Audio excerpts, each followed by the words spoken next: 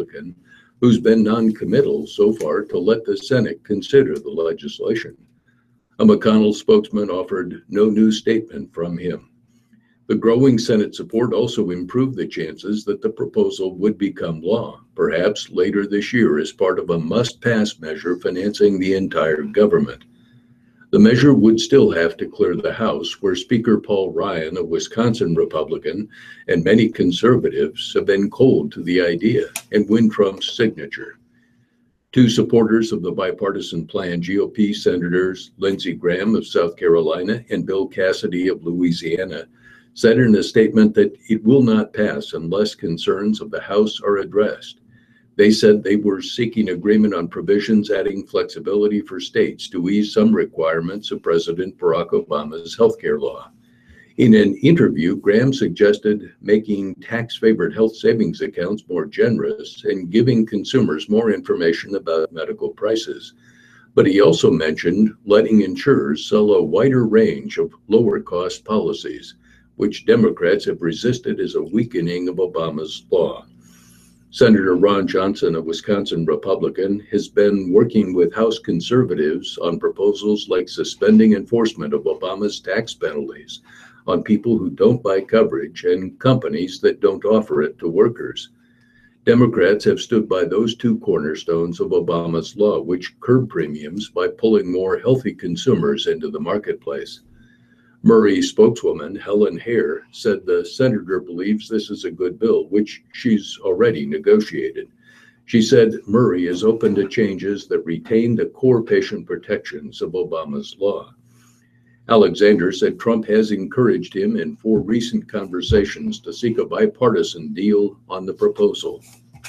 Thank you, Ralph. This story has to do with the Veterans Administration and the mental health care issue therein. The title is More Senators Press VA on Secret Omaha Wait List. News of an unauthorized off-the-books waiting list for mental health appointments at the VA Nebraska Western Iowa Health Center has attracted the attention of Capitol Hill. Senators Chuck Grassley and Joni Ernst, both Iowa Republicans, on Thursday sent a letter to David Shulkin, Secretary of the Department of Veterans Affairs, citing a Sunday World Herald story that revealed the existence of the list. While we appreciate that the VA apparently took action to correct the situation after learning of it, the little that was disclosed publicly leaves some unanswered questions, the two senators wrote. Earlier in the week, Senator Ben Sasse, Republican of Nebraska, sent his own letter to the VA secretary seeking more information. The existence of a secret list or lists of those denied appointments or for whom treatment was delayed is shocking, and the VA's refusal to answer questions about the unacceptable action must be remedied immediately, Sasse wrote to Shulkin. I trust you share this view. The secret list dodged requirements for establishing and maintaining waiting lists according to an August 11th memo from the system's compliance officer to Director Don Berman of Omaha. The unauthorized waiting list echoed a nationwide scandal in 2014 at the VA Medical Center in Phoenix, which showed that veterans there were dying while waiting months for medical care on lists that were kept secret. In a statement, the Omaha VA indicated that no veterans were harmed, a statement Grassley and Ernst noted in their letters. With mental health, receiving prompt care is crucial and in severe cases can be a matter of life and death, they wrote. They asked the VA to respond to the letter by October 31st and stated it's important for veterans and taxpayers to know how any list or lists affect access to care, what types of employees were involved, and what corrective actions were taken to ensure that it doesn't happen again. They also asked generally how the public should be informed of such situations. Sass put an extra tighter deadline on his inquiry, asking Shulkin to provide answers by today. His list of questions covered how many Nebraskan veterans were affected, who kept the list or lists, what disciplinary action resulted, and whether the employees involved received bonuses.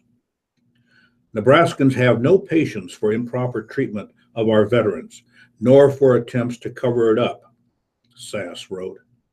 In a statement, Senator Deb Fischer, Republican of Nebraska, said that her aides are in frequent contact with the Omaha VA and that they are monitoring the situation closely.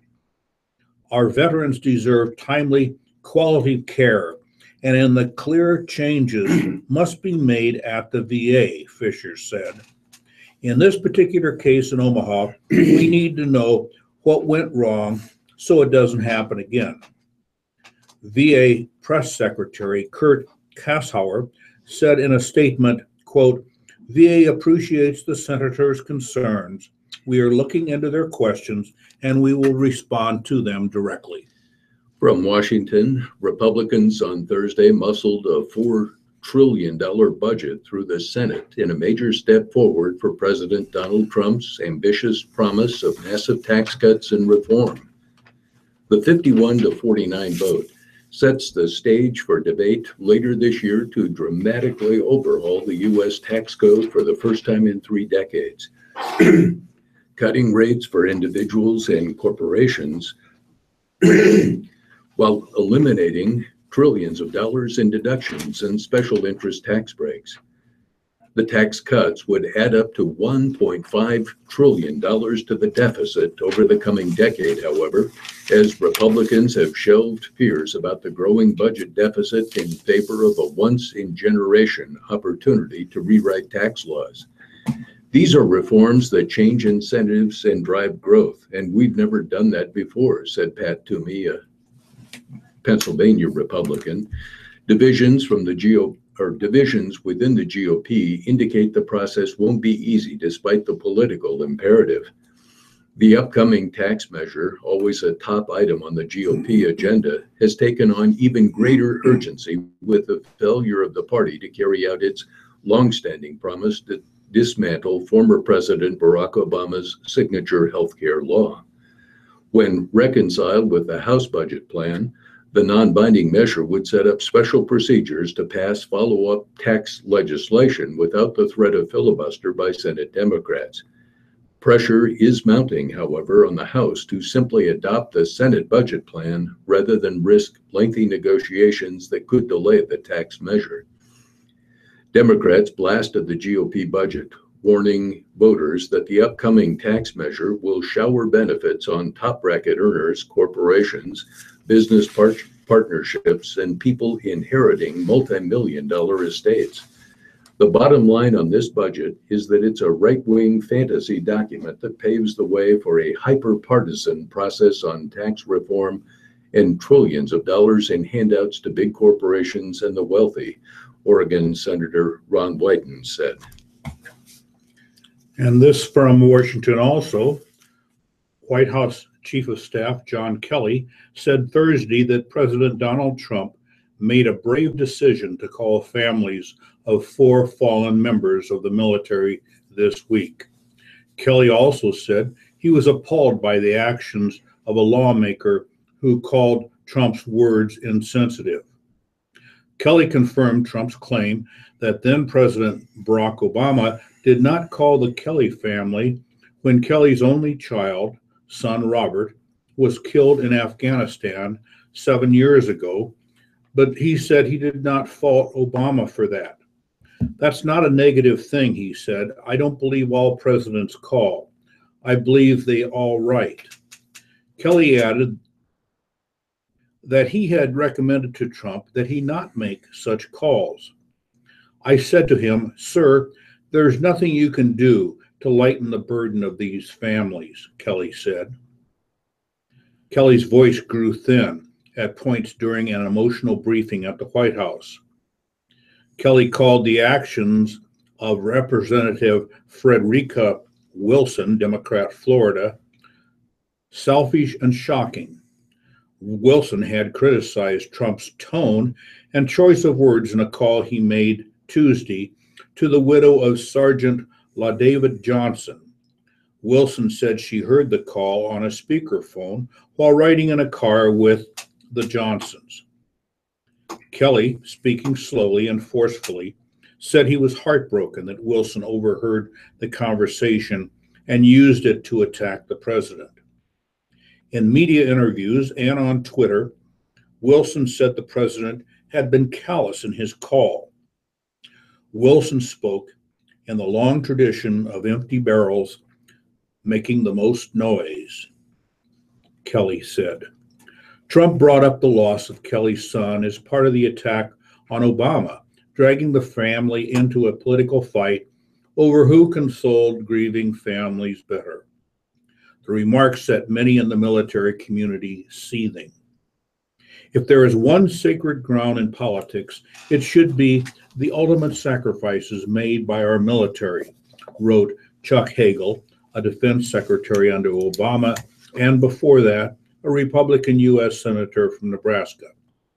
In an email to the Associated Press, Hagel added, "To use General Kelly and his family in this disgusting political way is sickening and beneath every shred of decency of presidential leadership."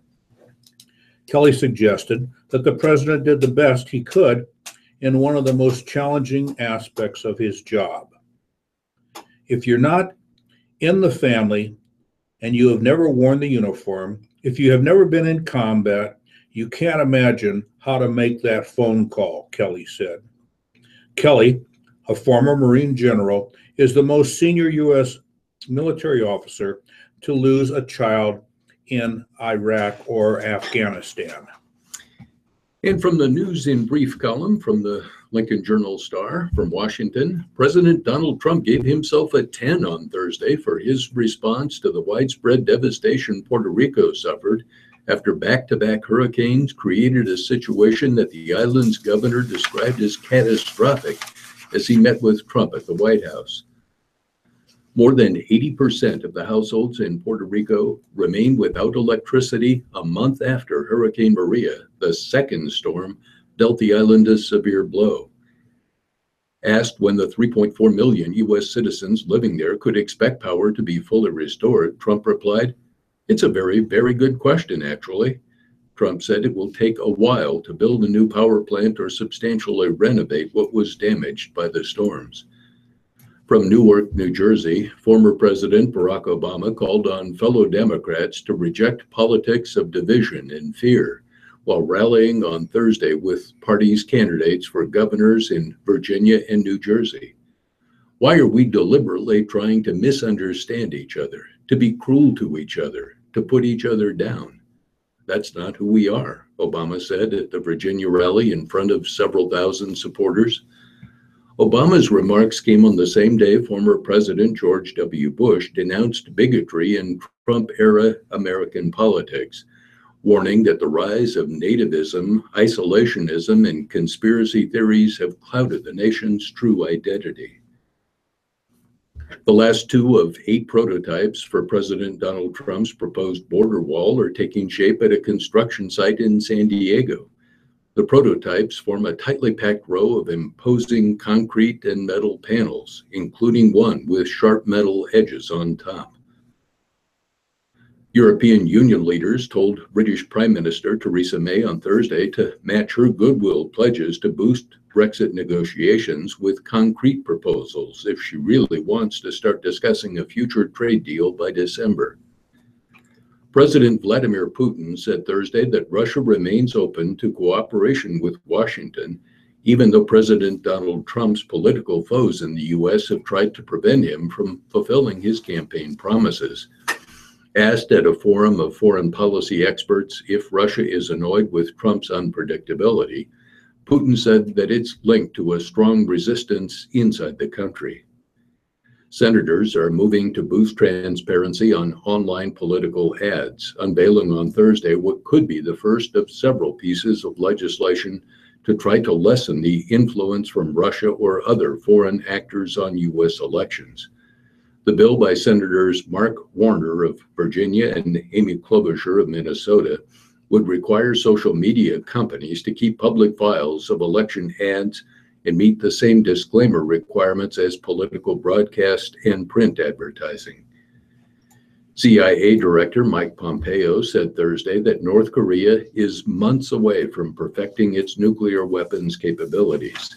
They are close enough now in their capabilities that from a U.S. policy perspective, we ought to behave as if we are on the cusp of them achieving their objective of being able to strike the United States, Pompeo told the National Security Forum in Washington. And finally, leaders of the 28 members of the European Union are showing their support for the Iran nuclear agreement, despite U.S. President Donald Trump's opposition to it. EU spokesman Preben Aman tweeted that the EU leaders agreed to a summit Thursday to show their joint commitment to the international agreement curbing Iran's nuclear program. Thank you, Ralph. We're going to move on now to more local news and legislative news. This coming from Lincoln, preschool owner Teresa Thibodeau of Omaha has been appointed to replace State Senator Joni Craighead in the Nebraska legislature. Joined by her husband and 3 children, Thibodeau took the oath of office Thursday at the state capitol, moments after Governor Pete Ricketts announced her appointment. The 42-year-old registered Republican plans to seek election to the District 6 seat in west central Omaha next year as she finishes out the final 14 months of Craighead's term. I'm very excited to serve the residents of District 6, said Thibodeau, the younger sister of Omaha City Councilwoman Amy Melton. I truly appreciate the opportunity. Thibodeau and her husband, cardiologist Joseph Thibodeau, own Primrose School in La Vista, a daycare preschool franchise that employs a staff of 48. Her business background appealed to Ricketts. That kind of experience in the real world, having to run a business, is exactly the kind of experience we want in the legislature. A total of 11 applicants submitted their names to the governor's office by the September 29 deadline listed in the public announcement on the vacancy. Applied October 13th. Ricketts encouraged Thibodeau and others to apply for the position, said Taylor Gage, the governor's spokesman. The governor recruited the last person he appointed to the legislature earlier this year, Senator Rob Clements of Elmwood.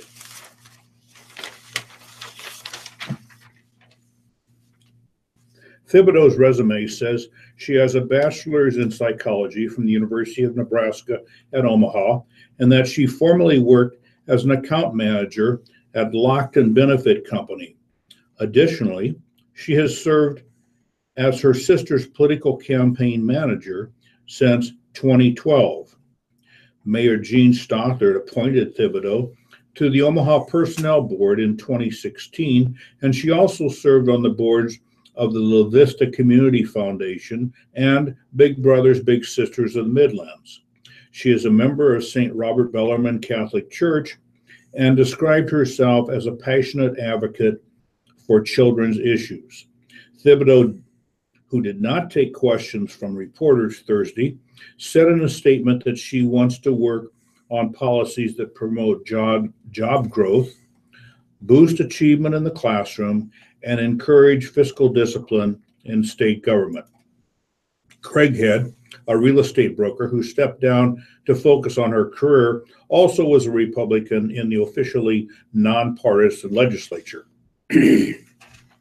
From Omaha, state and federal government officials touted a series of measures taken to address opioid abuse in Nebraska on Thursday, 1 year after a coalition of area law enforcement and medical groups took aim at the issue. A year down the road, the deeds have been significant, but they need to continue, Attorney General Doug Peterson said at a news conference at the University of Nebraska Medical Center.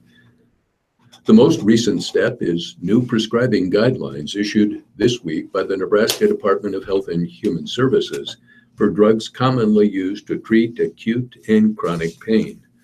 And law enforcement agencies in the state have opened investigations into prescribing practices based on data entered into the state's enhanced prescription drug monitoring program, which launched January 1. Peterson told reporters after the news conference. He declined to provide specifics. Naloxone, an antidote that reverses opioid effects during an overdose, has become more readily available for law enforcement officers to administer, according to a report released by the coalition Thursday. Nebraska has not experienced the addiction and overdose crisis with opioids seen elsewhere in the nation, Governor Pete Ricketts said. In 2015, 149 Nebraskans died of drug overdoses, and at least 54 of those were opioid-related, according to the State Health and Human Services Department. However, drug overdose deaths and opioid-related deaths increased during the preceding decade from 2.4 deaths per 100,000 people in 2005 to 3.0 deaths per 100,000 in 2015. Ricketts declared Thursday Opioid Abuse Awareness Day in the state, saying he hopes the proclamation will spur awareness about the devastating addiction. The progress report comes as the federal government continues discussion of how to address the addicting painkillers that claimed more lives nationally in 2016 than traffic crashes. President Donald Trump said this week he wants to declare a national emergency in the opioid crisis to free up federal funds to address the problem. But Ricketts says he believes the situation is best addressed on the state and local level, as his administration and its partners are doing. The people who are getting addicted to opioids are not in a generic place called the United States, Ricketts said. They're in our local communities, and that's where the problem needs to be addressed. He praised the collaboration between healthcare professionals and state and federal law enforcement officers to develop initiatives they believe will help reduce overprescribing, bolster treatment options, and prevent deaths. The state's new voluntary prescribing guidelines aim to help doctors lean on opioid medications to manage pain properly and consider alternatives in addressing chronic pain, according to the Department of Health and Human Services. The department's new drug monitoring program requires all prescriptions for controlled substances, such as an opioid medication, to be entered into a state database that prescribing medical professionals can consult. Peterson believes the program will root out doctor shopping practices among patients looking to feed their addictions and identify physicians who run so-called pill mills to make money, he said.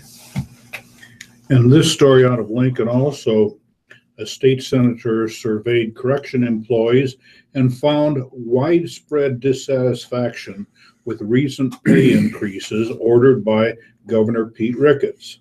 As a result, State Senator Anna Weishart, whose Lincoln district includes 4 state prisons, said she is planning to introduce a bill to improve salaries across the board for state prison workers. Weishart said the recent survey conducted by her office showed high levels of staff frustration with recent steps by the Ricketts administration to improve wages at the 2 states' 10 prisons. When you talk with the staff and really talk with the boots on the ground, it's pretty startling how many issues there are around pay and morale, Weishart said. And it is not just 1 or 2 facilities. The senator emailed a survey to 1,788 employees of the state prison system and received 623 responses. Several of the responses criticized the recent pay hike initiative announced by Ricketts as too small and targeting too few correction employees. 2 weeks ago, the governor announced recruiting bonuses for new employees at 2 facilities, the Tecumseh State Prison and the State Penitentiary in Lincoln, and merit pay raises at Tecumseh. Those 2 facilities have the most overtime expenses and staff turnover and the highest number of job vacancies. A spokesman for Ricketts said Thursday that the 8 other prisons in the state are filling vacancies and retaining staff. But Weishart said that the proposal creates winners and losers and exacerbated low morale. She said she is still drafting her salary increase proposal, but that it will be provided on a merit and longevity increase basis for all prison employees, not just those at the 2 institutions. It will be discussed further during a legislative interim hearing today at the state capitol. A recent report indicated that despite recent steps by the corrections, turnover had increased among security staff, assaults on staff had risen, and overall overtime expenses had tripled to $9.3 million over the past 6 years. One employee reported working an average of 90 hours a week during the past year. Nebraska Department of Corrections is at a breaking point right now. Our staffing is at the point that we cannot go any lower, commented one employee in Weishart's email survey. Many respondents called for step increases for longevity at all state prison facilities so that longtime staff are paid more than the new hires. Several expressed alarms that too many experienced staffers are leaving and the security is deteriorating. Also on Thursday, state officials fended off criticism by the ACLU of Nebraska that tampons and sanitary napkins were sold to female inmates at higher prices than at local stores and not provided for free. State corrections and health officials said that the ACLU requested prices of such products at prisons' canteens, but had ignored the fact that unlimited feminine products are dispensed free at correctional facilities. Construction recently began on a $26 million prison facility for female inmates in Lincoln that State Corrections Director Scott Frakes has said could become a model for the rest of the country. LaTanya Thomas said she learned about a week in advance that an arrest was likely coming this month in connection with the December 3, 2010 disappearance of her daughter, Peru State College student Tyler or Ty Thomas. Still, LaTanya Thomas wasn't prepared when a Nebraska Attorney General's office staff member called Tuesday to tell her that Joshua Keetle, long ago identified as a suspect, was arrested on suspicion of first-degree murder. I thought I would be ready for it, Thomas of Omaha said in a phone interview Thursday. After realizing they did make an arrest, I had to say it over and over that they did make an arrest.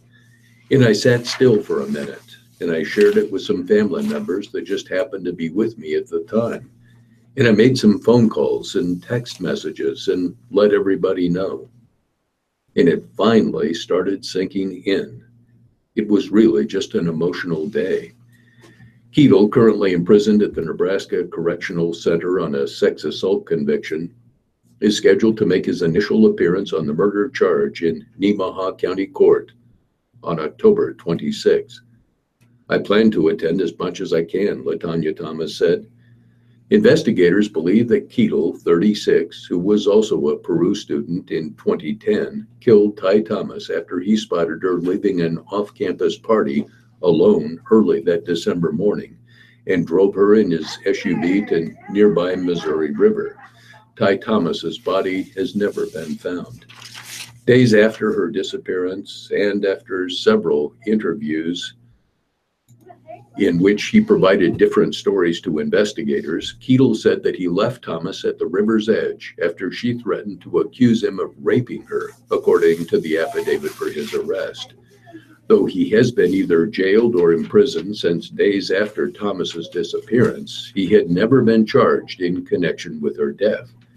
His arrest is the latest step for LaTanya Thomas, who first learned her daughter was missing on the afternoon of December 3, 2010. She had been out grocery shopping with Ty in mind, buying her 19-year-old daughter's favorite foods in preparation for her return home for the holidays. I immediately knew something was wrong because there's no time where you just don't know where she was, LaTanya Thomas said. One of us always knew where she was, so I knew something was really wrong.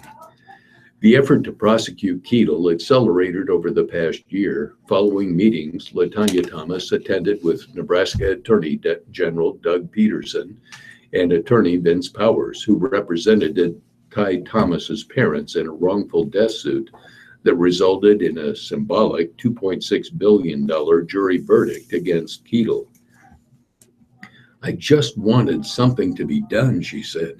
I just wanted somebody to find out what happened and just to take the case and solve it.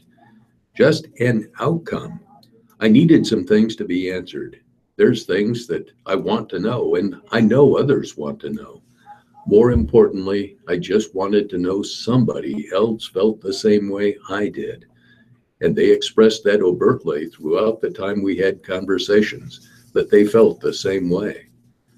A spokeswoman for the Nebraska Attorney General's office said Tuesday there would be no further comment on the case other than the news release announcing Keetle's arrest on the murder charge. Powers said Tuesday that had prosecutors not gone forward with the case, he promised Thomas's family that he would gather petition signatures from Nemaha County residents in an effort to call a grand jury and potentially charge Keetle. LaTanya Thomas said her emotions have remained mixed in the days since Keetle's arrest, as have those of friends and family who reached out since learning of the news. And this story from the Omaha World Herald on the Omaha Public School System. The Omaha Public Schools kicked off a trio of bond information meetings Thursday in South Omaha, the densely populated part of the city where 3 new schools could be built. The OPS board is considering a $399.8 million Phase 2 bond referendum that would include money to build 5 new schools, including a high school in Northwest Omaha and one in South Omaha. A number of schools that are overcrowded or who have significant damages in their structure would also be covered by this bond issue, but were not successful in a 2014 bond measure period. The new bond issue could be placed before voters as soon as May 2018, although the board hasn't finalized anything. Superintendent Mark Evans and consultant Mark Sommer went over the project that could be included in the new bond issue. Sommer is with the Texas-based global project management company Jacobs, which manages the 2014 OPS bond program.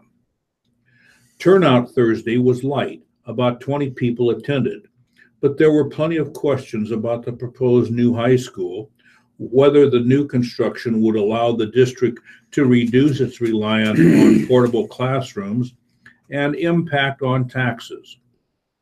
OPS officials estimated that raising the tax levy by 6 to 7 cents would result in a tax increase annually of $153 on a home assessed at $100,000.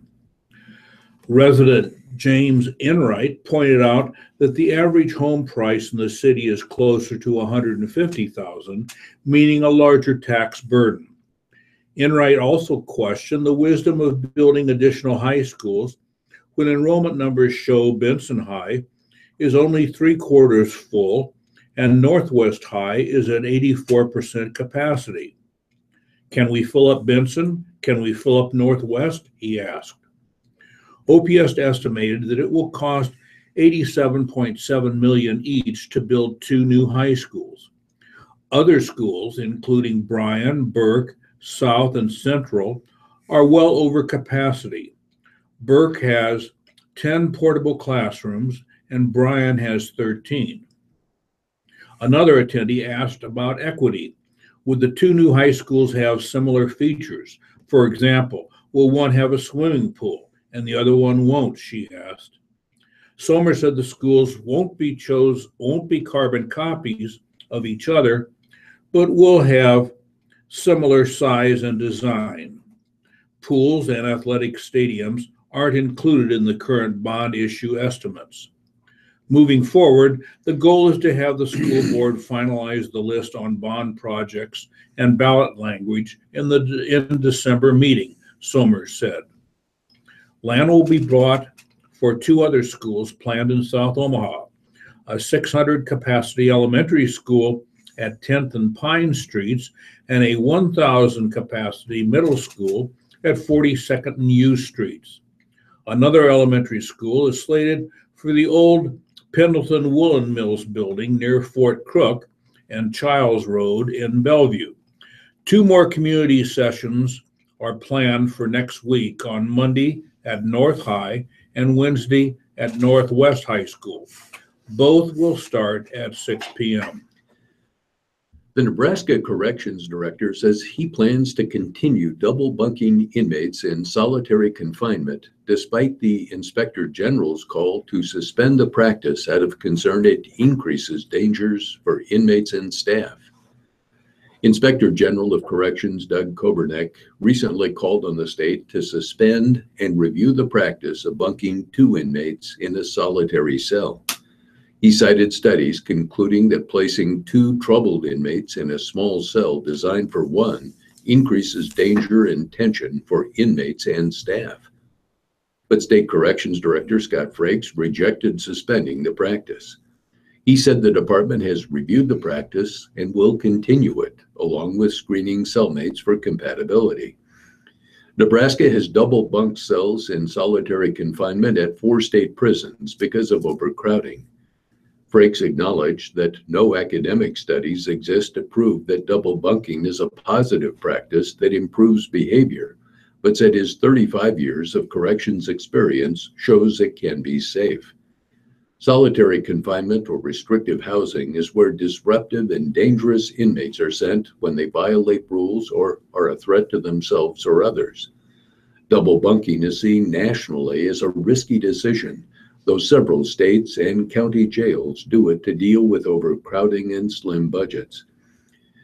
Kobernick's call was in response to the April slaying of inmate Terry Berry Jr. in a double bunk cell at Tecumseh State Correctional Institution.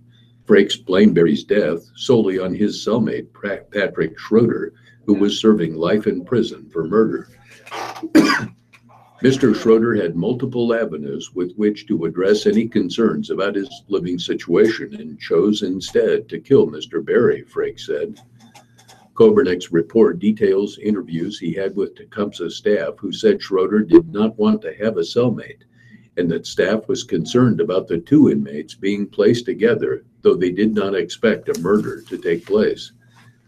After Berry's death, a Tecumseh staff member filed an incident report that detailed her concerns about the placement of the 2 inmates in the same cell. She wrote she was aware in the early afternoon of April 10 that Berry was being placed in the cell with Schroeder. She described Schroeder as an inmate known for his temper. She wrote that when she heard the information, she felt it was not the best idea since Berry was known to be very talkative and bothersome, and an inmate for life with a temper would not want someone like Berry in his cell. She said she called a lieutenant's office and spoke to a staff member and was told there wasn't much that could be done unless she called the person responsible for making the decision at their home. She also wrote that she talked to 2 other staff members about her concerns. Only one confirmed their conversation took place, Kobernick said. And here are a number of brief items from the metropolitan area. A 79-year-old Omaha man was fatally injured Thursday morning when he was hit by a pickup truck as he crossed 34th Street near L Street. Carl R. Schneider was taken by rescue squad to Creighton University Medical Center, Bergen-Mercy, after he was struck about 6:20 a.m. Omaha police said Schneider was pronounced dead at the hospital. He was struck by an eastbound 2005 Dodge Ram pickup truck driven by Jose F. Ayala Renya, 47 of Omaha. Police said Ayala Renya was not injured in the crash. The intersection is at the crest of a hill and there is no designated crosswalk, police said. Neither alcohol nor excessive speed were considered factors in the crash, according to police. Eastbound L Street at 34th was closed while authorities investigated the crash. Another item in the Sarpy County area, authorities are warning residents to lock their doors after a robbery and sexual assault Wednesday night in Sarpy County. A man who was armed with a weapon entered a home near 156th Street and Giles Road about 11:45 p.m. Wednesday, took money, and sexually assaulted someone inside, said Lieutenant Tory Bolt of the Sarpy County Sheriff's Office. There was no apparent forced entry. Bolt said it did not appear that there was a relationship between the victim and the assailant. Officials are warning residents to be very wary and look out for anything suspicious.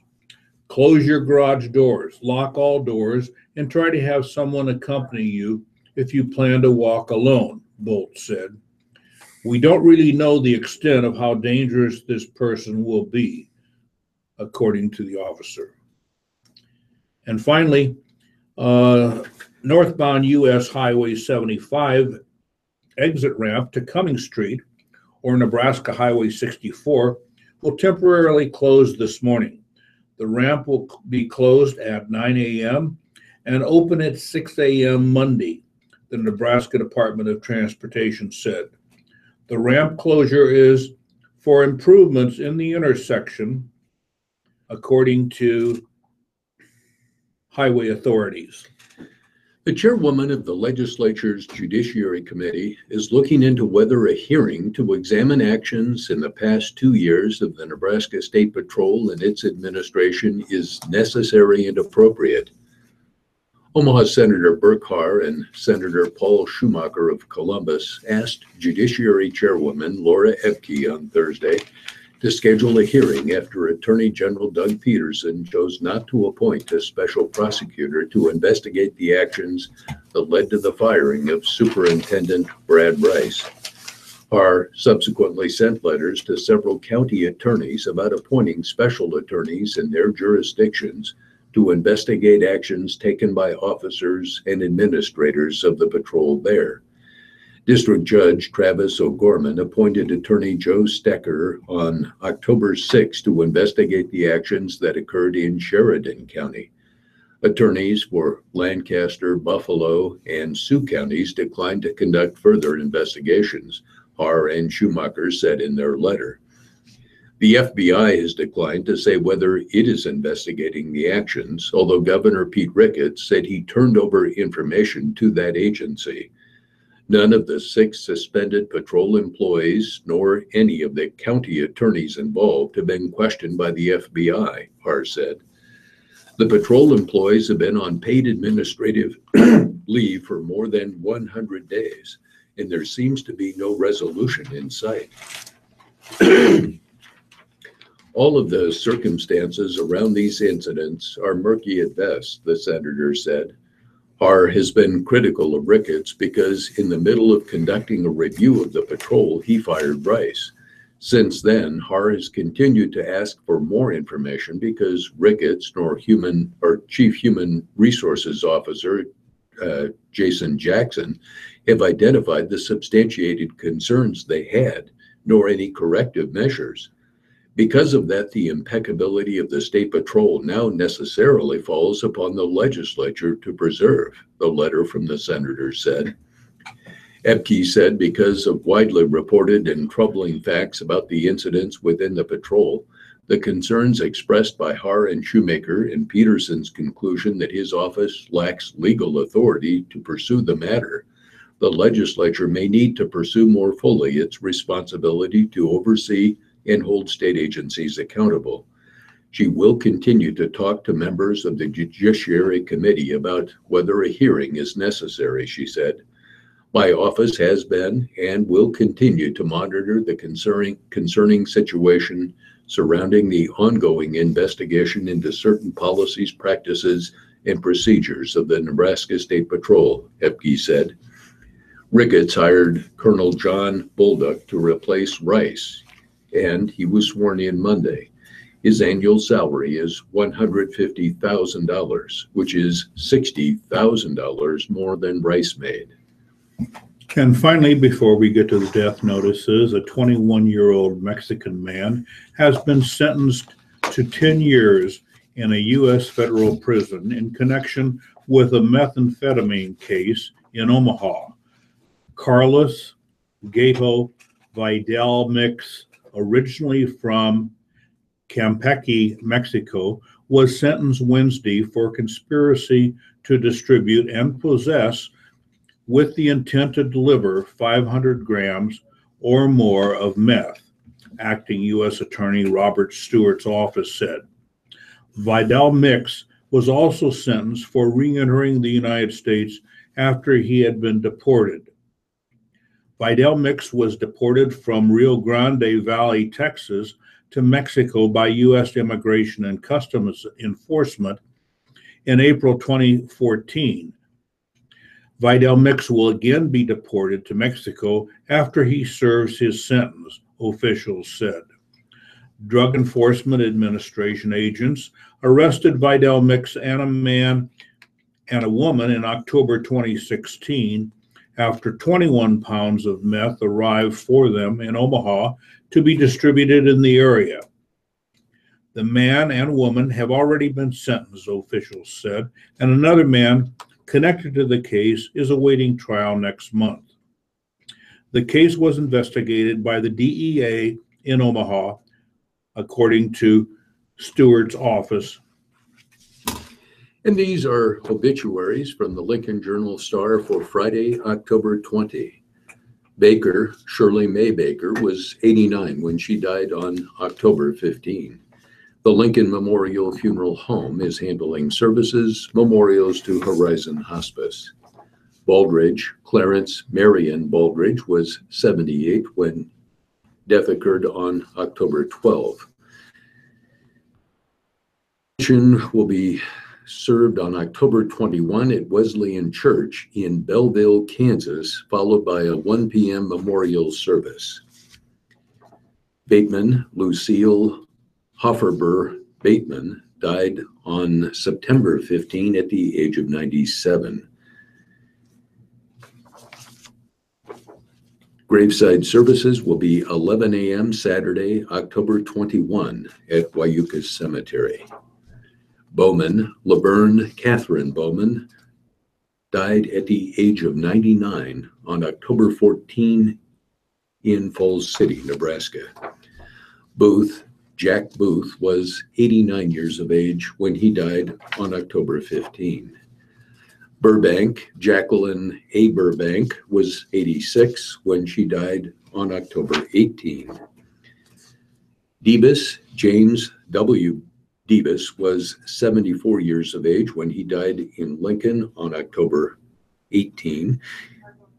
He was a veteran serving in the U.S. Army during the Vietnam conflict. The Roper and Sons Funeral Home is handling services, memorials to the American Cancer Society. Jackson, Merwin F. Jackson, died at the age of 103 years of age, October 14. Kelsch, Glenn D. Kelsch died at the age of 75 on May 21. Memorial service will be held at 2 p.m. October 22nd at the Firefighters Hall at 241 Victory Lane in Lincoln. Cuska, Lois Ann Cuska was 94 and when she died on October 17 in Geneva. The Farmer and Son Funeral Home is handling services from Exeter, Nebraska, memorials to the United Church of Christ, the Exeter Rescue Unit, or Exeter's Women's Club. Merla Porter Log died on October 18 in Tecumseh. The Wary Mortuary in Tecumseh is handling services. Merrill, Leland B. Merrill, was 90 years of age when death occurred on October 17 at his home. Services will be 1 p.m. Saturday, October 21 at St. Luke's Methodist Church at 16th and Superior. Sayer, Darrell E. Sayer, was 72 years of age when he died on October 16. Shell, Mary Lois Shell, was 83 years of age when she died in Lincoln on October 17. Schweitzer, Clinton L. Schweitzer, was 82 when death occurred on October 18 in Geneva. Francis Seid, that's S-E-I-D, died at the age of 93 in Falls City on October 14. Smith, Alva L. Smith, was 97 when death occurred on October 14 in Exeter, Nebraska. Novotny, Edward Novotny, was 97 and lived in Valparaiso, where he died on October 17. The Lincoln Memorial Funeral Home.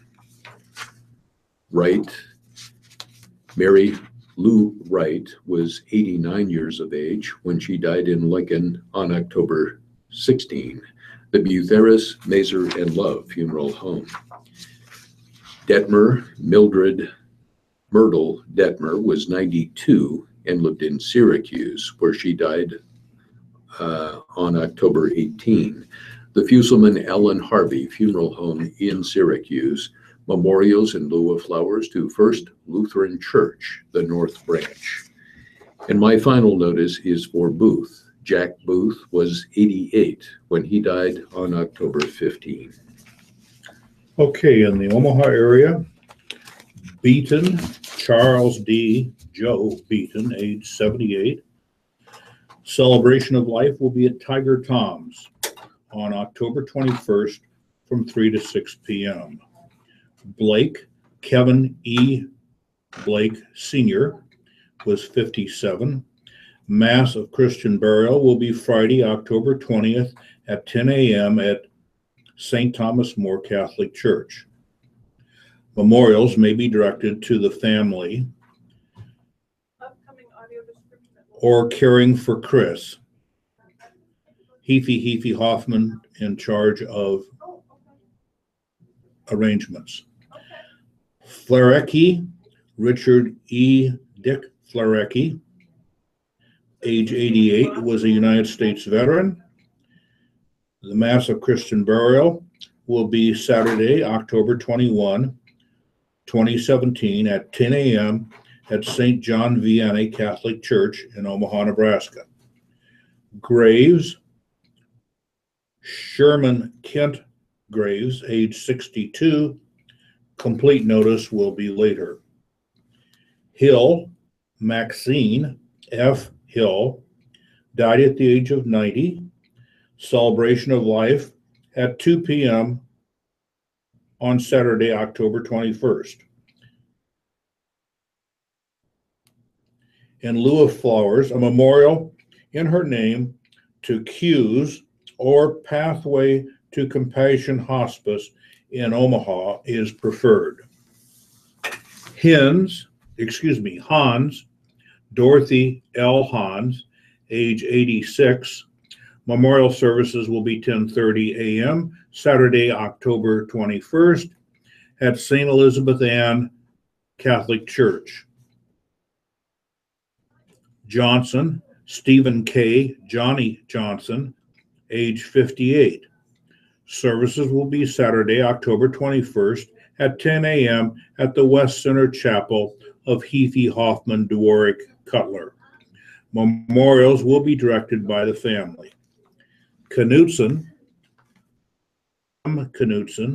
age 53. Funeral services will be 10 a.m. Saturday at Forest Lawn. Memorial suggested to the American Cancer Society. Kucera, Edward A. Ed Kucera, age 65. Funeral services Monday, October 23rd, 10:30 a.m. at Riverview Community Church in Ashland, Nebraska. Memorials in care of the family for future designation. Mason, Victor J. Mason, age 94, also a United States veteran. Mass of Christian burial will be on Monday, October 23rd at 10 a.m. at St. Stanislaus Catholic Church. In lieu of flowers, memorials to St. Stanislaus Catholic Church or Creighton Prep High School. Osborne, Glenn A. Ozzy Osborne, age 60. Funeral services Saturday, October 21st at 10:30 a.m. at the West Center Chapel of Heathy Hoffman Dworick and Cutler. Memorials may be directed by the family. Paulson, Gerald L. Gary Paulson, age 84. Services will be Saturday, October 21st at 10:30 a.m. at the Lutheran Church of the Master. Memorials to Habitat for Humanity or Church of the Master. Russell, Renda J. Russell, age 69. Services Saturday, October 21st at 11 a.m. at Community Bible Church. Memorials to the Esterbrook Cancer Center. Shell, Mary Louise Shell, age 83. Private memorial services followed by burial at Fort McPherson National Cemetery at a later date. Memorials to the Juvenile Diabetes Research Foundation. Condolences may be sent online to Roper and Sons Funeral Services. Schneider, Carl Schneider, age 79. Bud Schneider. Arrangements will be later. Smith, Marcella Sally Smith, age 99.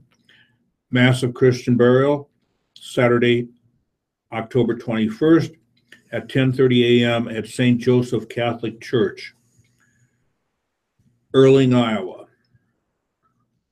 Spaeth, Sally A. Spaeth, age 63. Memorial services 10 a.m. Wednesday, October 25 at Forest Lawn, interment at Forest Lawn Cemetery. Veldman, Shirley G. Feldman, age 85. Complete notice will be later. West, Elizabeth M. Tanner, Betty West, 96. Services Saturday, the 21st at 11 a.m. at First Central Congregational Church. Memorials to the First Central Congregational Church.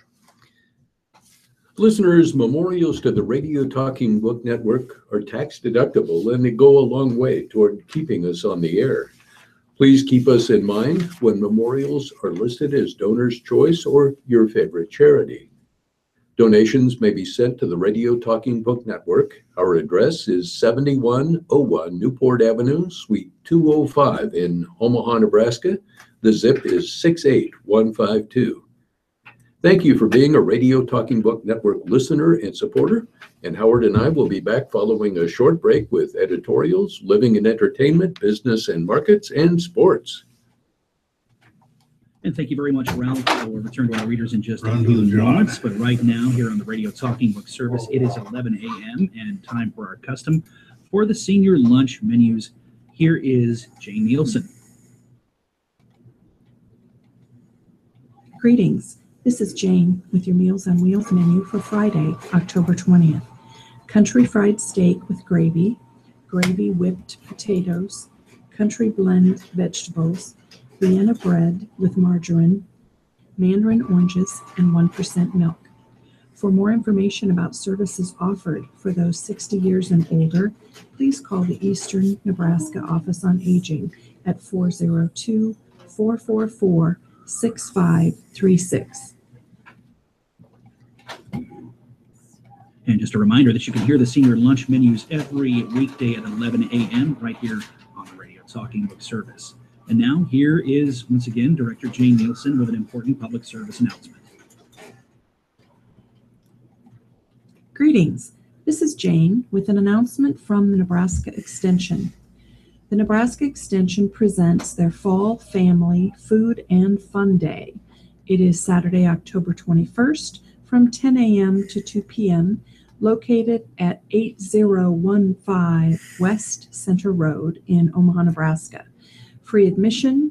We only ask that you bring a non-perishable food donation.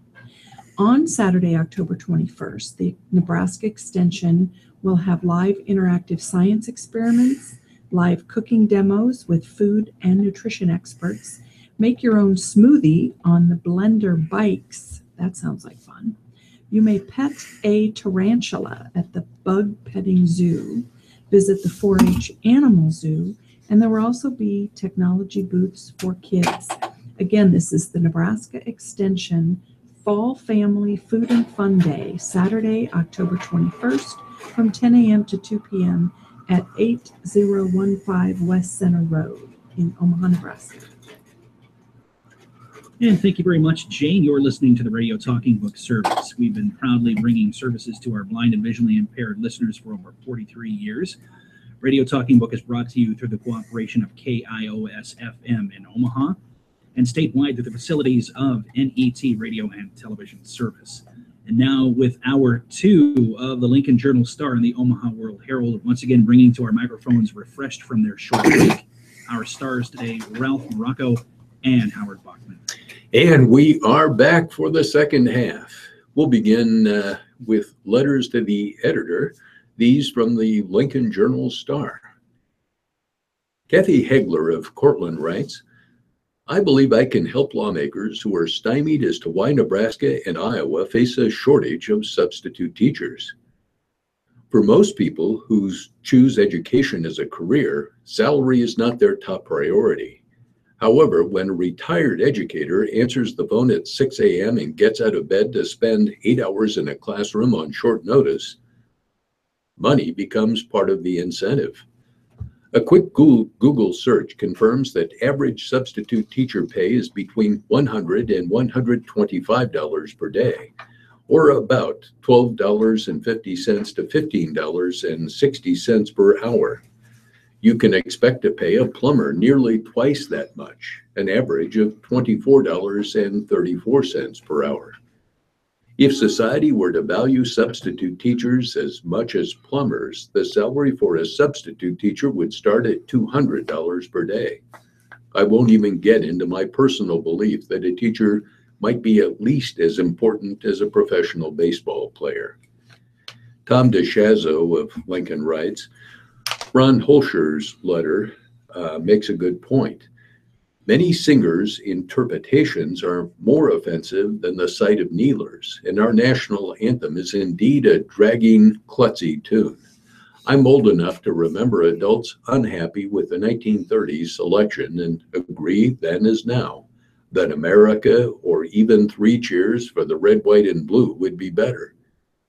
As for kneeling, I will stand at attention, face the flag, and deliver the most correct hand salute my 90 years will endure, having served 2 wars and 3 decades in the U.S. Army. That said, I would then salute the kneelers who have reasons for protests, although I don't agree to direct it at police, who represent us all with their every act, heroic or criminal.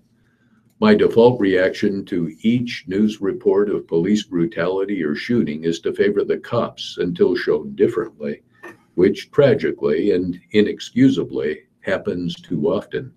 making my blood boil like most people's. We can never entirely erase our national shame of slavery, especially followed by long economic and social repression of African Americans. But as a nation, we seem to be trying, though it can never be fast enough. And we still have widespread racist bigotry with die-hard white supremacists fighting to restore the unconscionable and morally criminal repression of a race. Any race not white, then any religion not theirs. Then what next? You, me, eye color, bad ethnic heritage? This is the editorial from the Omaha World Herald today, relative to tax reform complications.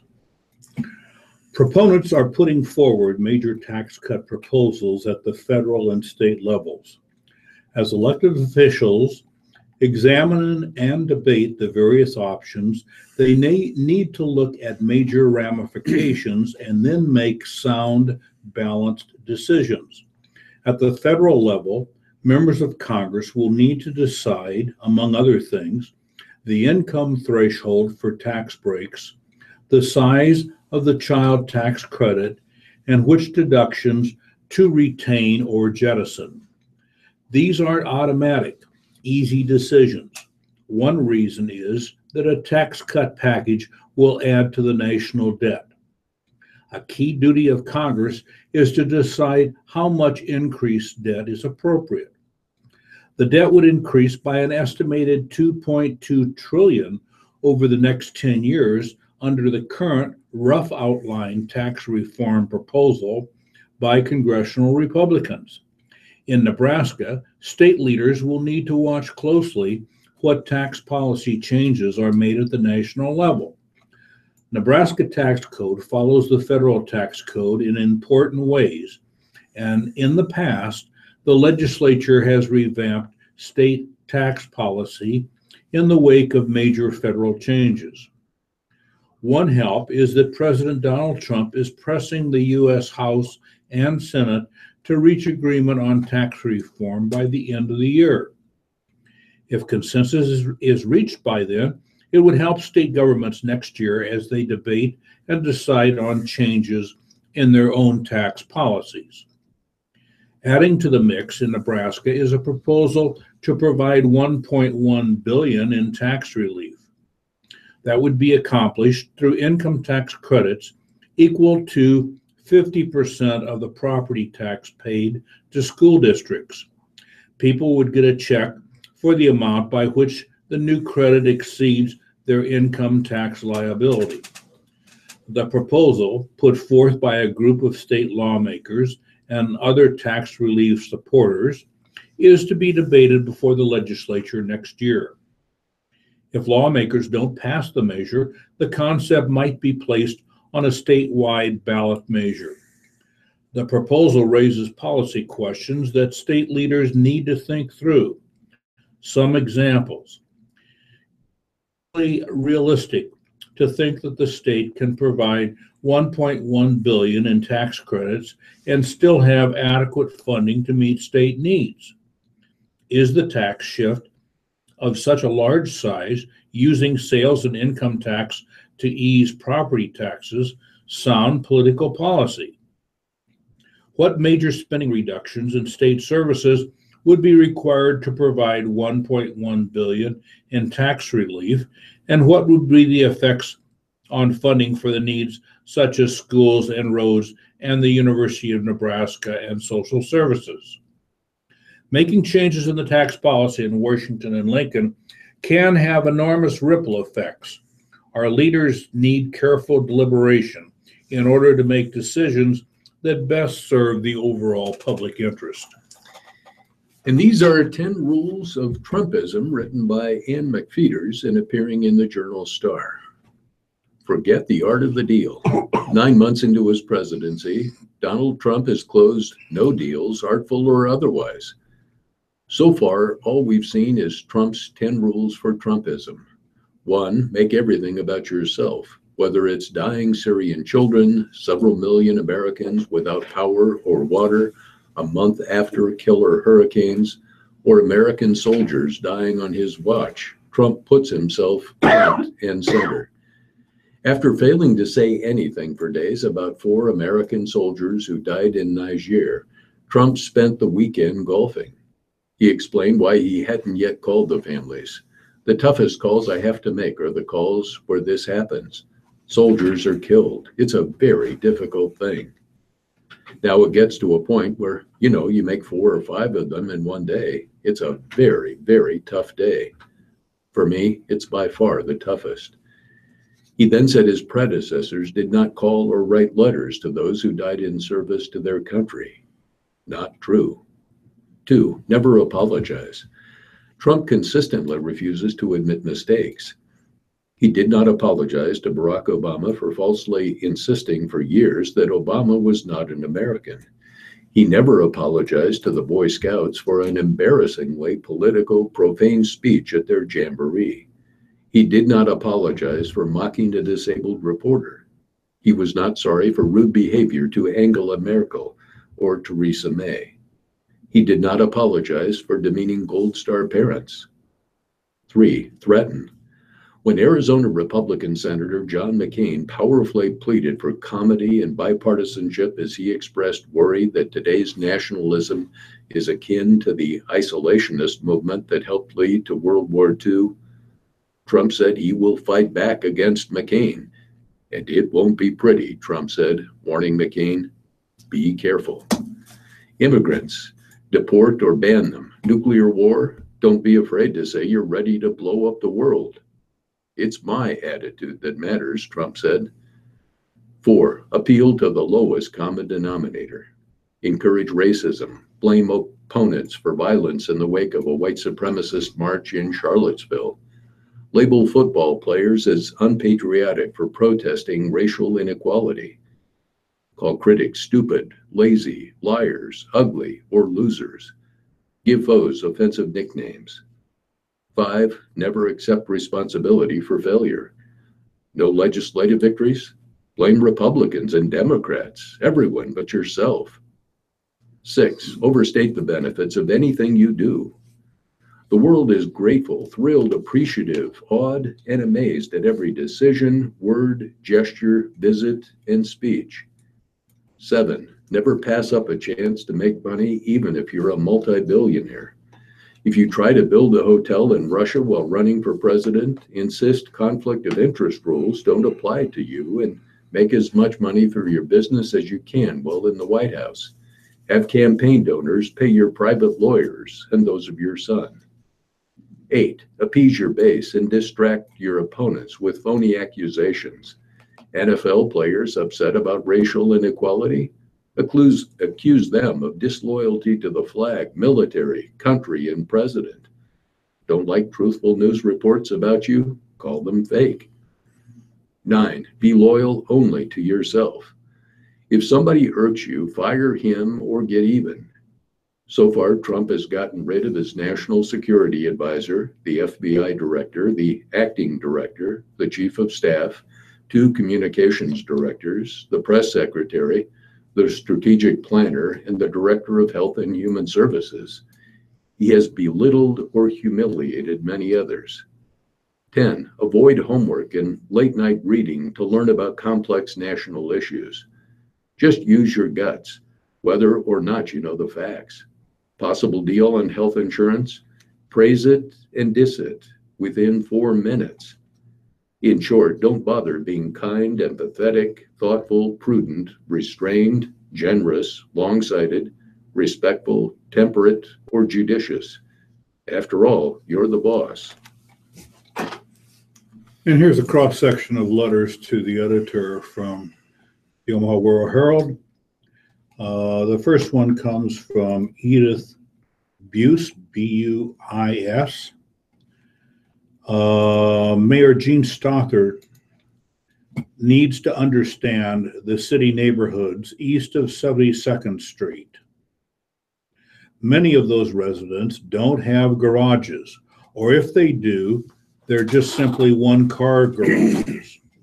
96-gallon carts are unreasonable, unwieldy, and unnecessary. We need a plan that works everywhere in our city. The next article from Peter Lauder from Gretna. I cannot believe that liberal Democrat, Florida Republican Frederica S. Wilson claimed that President Donald Trump disrespected a fallen soldier by telling his widow that he knew what he signed up for. All of us who joined the military knew that death was a remote possibility, but we served anyway. I remember a poster. It read, "What is a veteran?" A veteran, whether active duty, discharged, retired, or reserve, is someone who, at one point in his life, wrote a blank check made payable to the United States of America for an amount up to and including his own life. That is honor. And there are ways too many people in this country today who no longer understand that fact. This is what Trump was talking about. This next one is from Robert Nunez Jr. of Omaha. President Donald Trump says Iran is not living up to the spirit of the nuclear deal it signed with the United States. But Iran actually is living up to the nuclear deal. When did Trump become the world's watchdog? If he is watchdog, why isn't he yelling at Russia? Russia illegally annexed Crimea. Russia has tried to interfere in other countries' elections. Is Russia special to Trump? The next one is from Tom Winkler in Omaha. My advice to athletes kneeling during the national anthem: pack up your bags and leave. Go to another country that will pay you supersized wages and offer you grand freedoms as this country has done. I'm sure there's got to be one out there. And to those who taunt and challenge the police to set themselves up to look like victims, pack your bags and leave too. If you don't like it here, get out. The next one is from Jonah Letak of Omaha. The Deferred Action for Childhood Arrivals program should not have been created to begin with. Out of his frustration with Congress, President Barack Obama created this program to give illegal immigrants who came to this country as minors a sort of grace period. The problem with that is that even though he issued an executive order, the president is not in charge of immigration law. Congress is. Obama's action caused more problems than it did anything else, allowing the dreamers to obtain work permits, obtain driver's licenses, and attend college without becoming U.S. citizens. Under the DACA program, there is no plan to allow these immigrants to become citizens. This problem has come to a head because of President Donald Trump's executive order ending the program.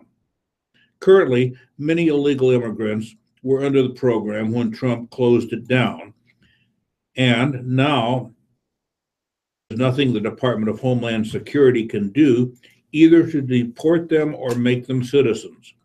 I believe that Congress needs to act now to fix this problem. And the last one from Carol Sanderhoff from Omaha. My sister, my daughter, and I recently spent a glorious afternoon enjoying the Omaha Community Playhouse production of Mamma Mia. Once again, the incredible talent of directors, actors, and musicians, and the crew members of all kinds have done an outstanding job. Omaha has so much to be proud of. And we'll turn now to some of the lighter columns in each of our papers. This is the Ask Amy column, written by Amy Dickinson and appearing in the Journal Star. Dear Amy, some time ago, I found out that my 20-year-old granddaughter, Sally's ex-boyfriend, Jason, is calling and texting Sally's 13-year-old sister late at night. When I expressed my concern to these girls' mother, my daughter, that a 20-something male was calling and texting a 12-year-old, she has since turned 13, Her mother brushed it off, saying that he had always been close to Sally's younger sisters, and anyway, he lives 5 hours away. This has been going on for months now, and I find it inappropriate, no matter how far away he lives. Jason and Sally dated for about 2 years, but I don't suppose Jason saw the younger sisters more than half a dozen times in that time. To be fair, any time I was aware of him, he seemed to be a thoroughly nice young man. But I still feel there's something off or wrong about this. What's your take? Signed, Concerned Grandma. Dear Grandma, many boyfriends and girlfriends become very close to their partner's siblings and see them in a very benign little sister sort of way. But other than an occasional, "Hey kiddo, I heard you scored a goal in soccer, good for you," text, I agree with you that a 20-something should not be in frequent contact with an unrelated adolescent through private channels. Of course, it is possible the girl is initiating these communications. A parent should definitely take a closer look at this.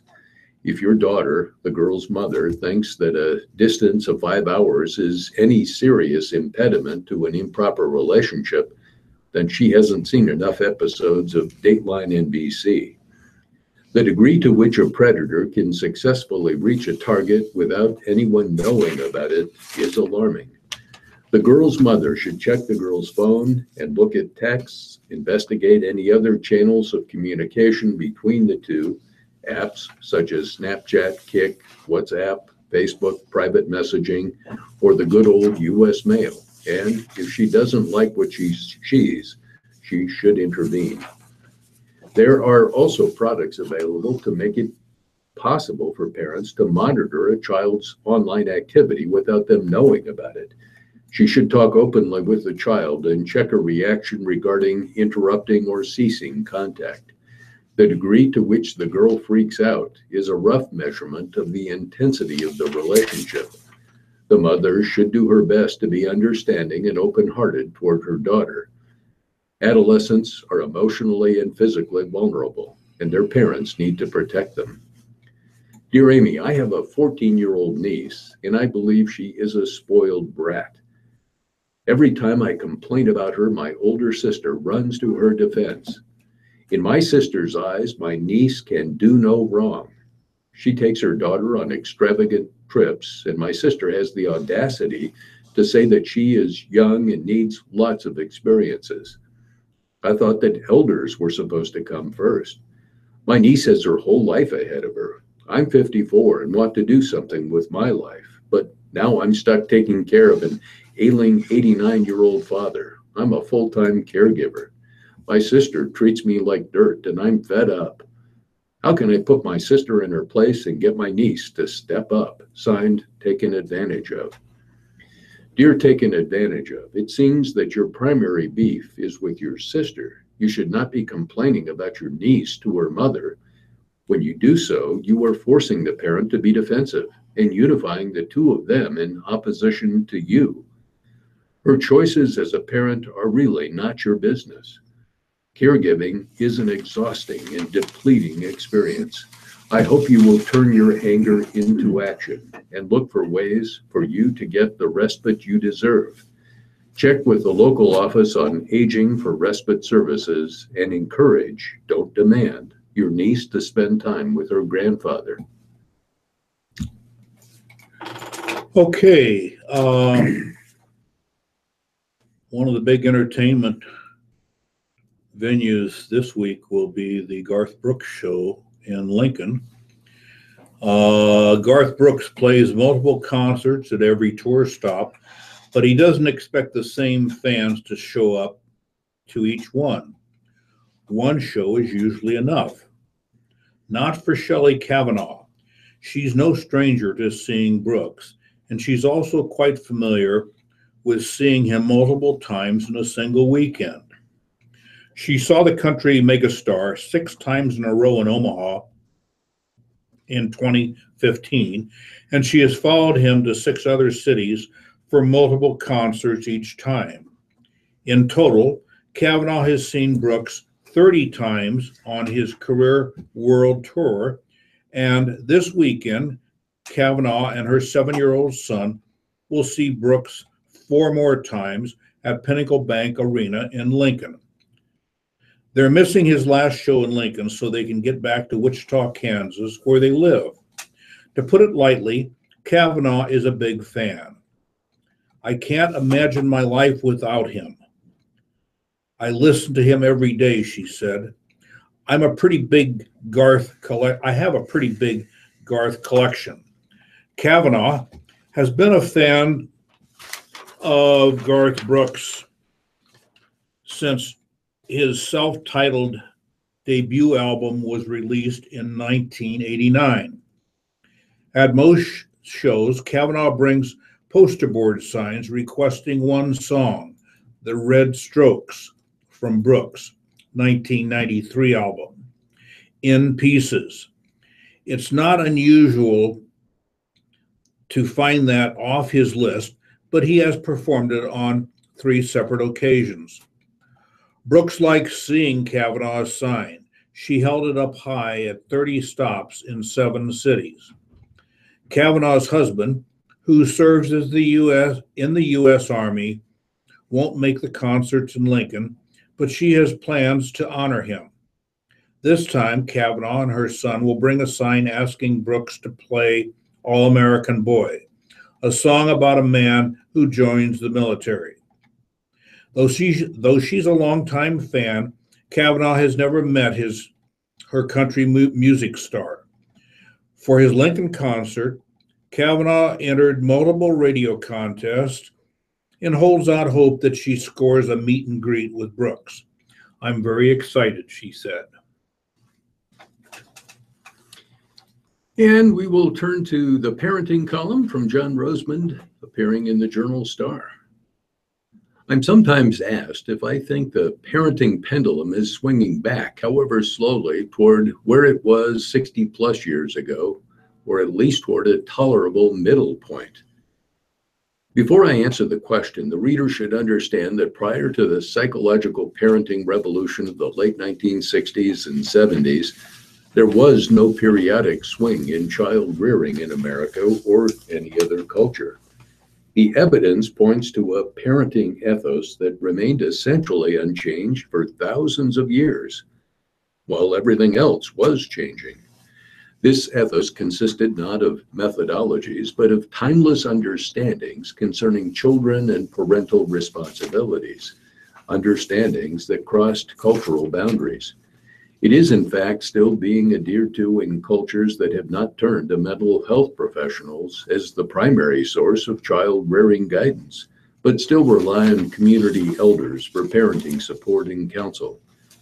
In the cultures in question, children are everything American children were before experts anointed by some new age divinity to fix something that wasn't broken. Responsible, mannerly, respectful of adults, hardworking, and trustworthy. As an example, a woman who recently spent 2 years working in rural African schools told me that it was not unusual to find over 100 children of all ages being taught in one large space by one teacher who was dealing with virtually 0 behavior problems. Hallucinogenic dream in America today. Yet I have met a good number of American women who taught solo over 90 first graders at one time in the early 1950s. Without exception, they testify to orderly classrooms where discipline was not a major issue. The major difference between then and now is that parents in the good old days understood their obligations to their neighbors, communities, and culture, whereas today's parents do not have as good a grasp of these obligations. Today, the raising of the typical child is not about strengthening culture. It's all about the child and promoting his accomplishments. You know, helping him get accepted by the right university and such. By the way, the right university for me was Western Illinois University, not generally included in a best of list. So having put the original question to a proper historical context, my answer is no. I had hoped for such a restoration up until recently. Then it became clear to me that most of today's parents will do such things as give their 10-year-olds smartphones on demand, even if they're aware of research saying that such devices induce changes in brain development that mimic addiction. The inmates are obviously running the asylum, which leads me to point out that today's parents are, as a lot, afraid of their children.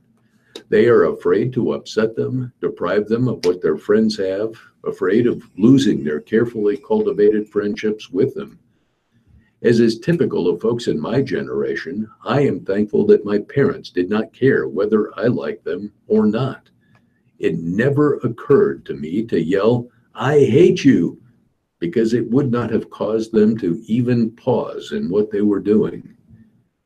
American child rearing underwent a paradigm shift 50 years ago and has been off the rails ever since.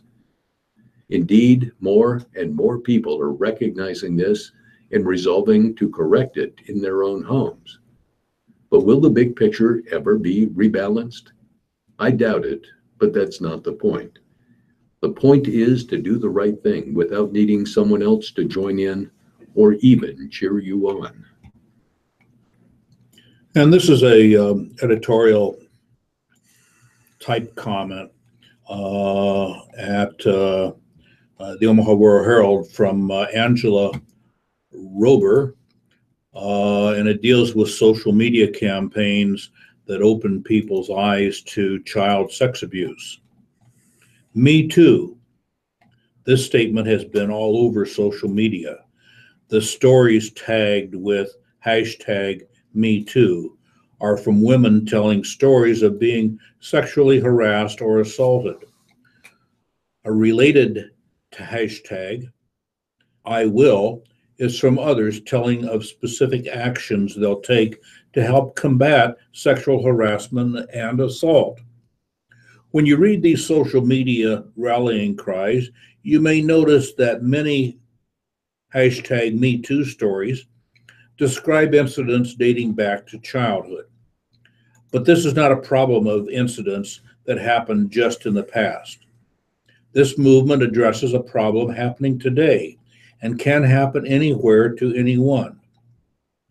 In my classroom or neighborhood full of children, there are some who are silently bearing the burden of sexual abuse. Whether you work with youth or you are simply an involved member of the community, it is likely that someone you know is currently experiencing child sexual abuse. The campaign should open eyes to sexual abuse and the tendency of society to cover it up at the expense of children. The stories, as they unfold, are the reality in family, communities, and admired institutions everywhere, including throughout the Omaha area. Child abuse is a serious problem, and it's happening right here in our community, said Gene Klein, Executive Director of Project Harmony, the Omaha agency with a mission to end the cycle of child abuse and neglect. Anyone can have the opportunity to make a significant difference in the life of a child through the vision of what is possible, the vision of what a child's future can and should look like. Through this vision, anyone can be that someone. At Project Harmony, we hope this social media movement can be a catalyst to open hearts and minds to a devastating problem of child abuse. You are part of the solution. Start your hashtag I Will by taking the pledge to be someone in the life of a child today at projectbesomeone.org and follow these simple and practical steps to prevent and recognize and react to child abuse. Number one, learn the facts. The facts about child abuse can be staggering, but misunderstanding the risks children face can help you better protect them. Number two, minimize opportunity. More than 80% of child sexual abuse incidents occur when children are in isolated one-on-one situations with adults or other youths. Make sure interactions can be observed and interrupted. Ask for protective best practices in schools and organizations that serve children, including background checks and a code of conduct for staff and volunteers. Number 3, talk about it. Only conversations with children about body safety and boundaries is one of the best defenses against child sexual abuse. Talk with children when they are young and use proper names for body parts. Tell children what parts of their bodies others should not touch. Use examples with situations and people in their lives. Teach children they have the right to tell any person no to unwanted or uncomfortable touch. Number 4, recognize the signs. Signs are often there, but you have to know what to look for. Signs can be physical, emotional, or behavioral. Number 5, react responsibly. Be prepared to react calmly and responsibly if a child discloses abuse, or if you suspect or see that boundaries are being violated. If you suspect a child has been abused or neglected, call 800-652-1919. That's Child Protective Services Hotline. In Iowa, call 800-362-2178. That's the Department of Human Services Hotline. Or call your local law enforcement. And we'll turn to business pages from each of our papers. Yesterday was a positive day for stocks on Wall Street, and that continues today with the Dow up 116.56 at 23,279.6. It's up 28% for the year. NASDAQ is up 30.09 at 6,635.16, up 26.6% year to date. The S&P 500's up 9.2 at 2,571.31, a gain of 20% year to date. Oil for November delivery was off 75 cents a barrel yesterday at $51.29, and it's unchanged so far today. In business news, New York, how long can this nirvana last for investors? The stock market keeps ticking methodically higher into record territory, and the Dow Jones Industrial Average closed above 23,000 for the first time Wednesday. It's been nearly 16 months since the S&P 500 index pulled back even 5% over the course of days or weeks, the longest such streak in 2 decades. Many analysts expect the market to keep climbing at least for the next year. The global economy is improving, corporate profits are rising, and inflation remains low, but not so low that it makes economists nervous. But as investors learned so painfully 30 years ago, markets can shift quickly. On October 19, 1987, the S&P 500 plummeted 20.5% to wipe out what had been sizable gains for the year.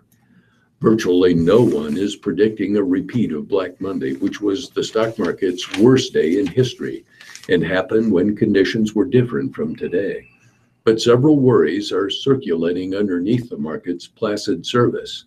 While they may not cause a 20% drop in one day, they could be the spark for the market's next drop of 5% or more whenever it ends up happening. Here are a few potential stumbling blocks for a stock market that's more than tripled since its 2009 bottom in the Great Recession, including a surge of 20% over the last 12 months. Stocks are expensive. Even the most optimistic analyst wouldn't call the market cheap. Stock prices have been rising more quickly than earnings recently. The S&P 500 is trading at 31 times its average earnings over the last 10 years after adjusting for inflation, according to data compiled by Yale economist Robert Shiller. That's the highest level since the summer of 2001, when the dot-com bubble was deflating. By themselves, stock prices rising faster than earnings aren't enough to cause markets to buckle, but they're enough to give some strategists pause. The Fed is tightening. The Federal Reserve slashed short-term interest rates to near zero in response to the 2008 financial crisis. It took the unprecedented step of purchasing trillions of dollars of bonds to keep rates low. Those low rates meant bonds are paying little interest, and investors moved into stocks in search of greater returns. Now the Fed is slowly pulling back. This month it started paring back its $4.5 trillion in bond investments. And many investors expect the central bank to raise short-term interest rates at its meeting in December, which would be the third increase this year. Higher interest rates make borrowing more expensive for companies, and those bigger interest payments could erode profits, at least modestly. The leadership of the Fed may soon change. Janet Yellen's term as chair of the central bank expires in February, and whoever sits in the next seat will have great influence over how quickly the Fed moves. President Donald Trump said he'll likely choose from a field of 5 candidates, one of whom is Yellen. Many analysts and investors expect the next chair to stick to the Fed's announced schedule for bond investment reductions, but any uncertainty could unnerve investors. Tax reform may fail, or the dollar may jump in value. Stocks have recently received a boost from rising expectations Washington will be able to cut tax rates. Lower taxes could mean bigger profits for companies and likely launch another round of stock repurchases by businesses. But if Washington stumbles, the disappointment could drag down stocks. In this short story, Toyota tops Consumer Report liability list. Toyota Motor Company is continuing its reign at the top of Consumer Report's reliability rankings, a reward for its conservative approach to new technology. The Toyota brand came in first in this year's ranking, followed by the company's luxury Lexus brand. It's the 5th year in a row that a Toyota brand has topped the survey. Kia, Audi, and BMW rounded out the top 5. Cadillac, GMC, Ram, Dodge, and Volvo got the poorest reliability scores, dinged by buyers' problems with their infotainment system and transmissions. Consumers Reports predicts reliability of 2018 vehicles based on a survey of its subscribers who owned or leased 640,000 vehicles from 2000 to 2017 model years. Consumers Reports forecast how a model will perform based on recent data for that model. Jake Fisher, Consumer Reports Director of Auto Testing, said Toyota's strategy of adding new technological innovations all at once makes its vehicles more reliable. Toyota's new Camry sedan, for example, has an 8-speed transmission that was first tested on the Highlander SUV. General Motors didn't fare well overall, but its new Chevrolet Bolt car had above average reliability. In its debut on the list, Tesla Incorporated Model 3 sedan got an average reliability score.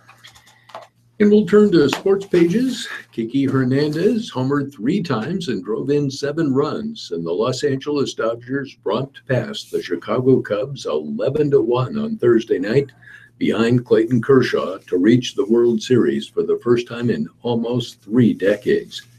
Kershaw breezed through 6 crisp innings, and Cody Bellinger had 3 hits as Los Angeles ended Chicago's title defense with a dominant performance in Game 5 of the NL Championship Series.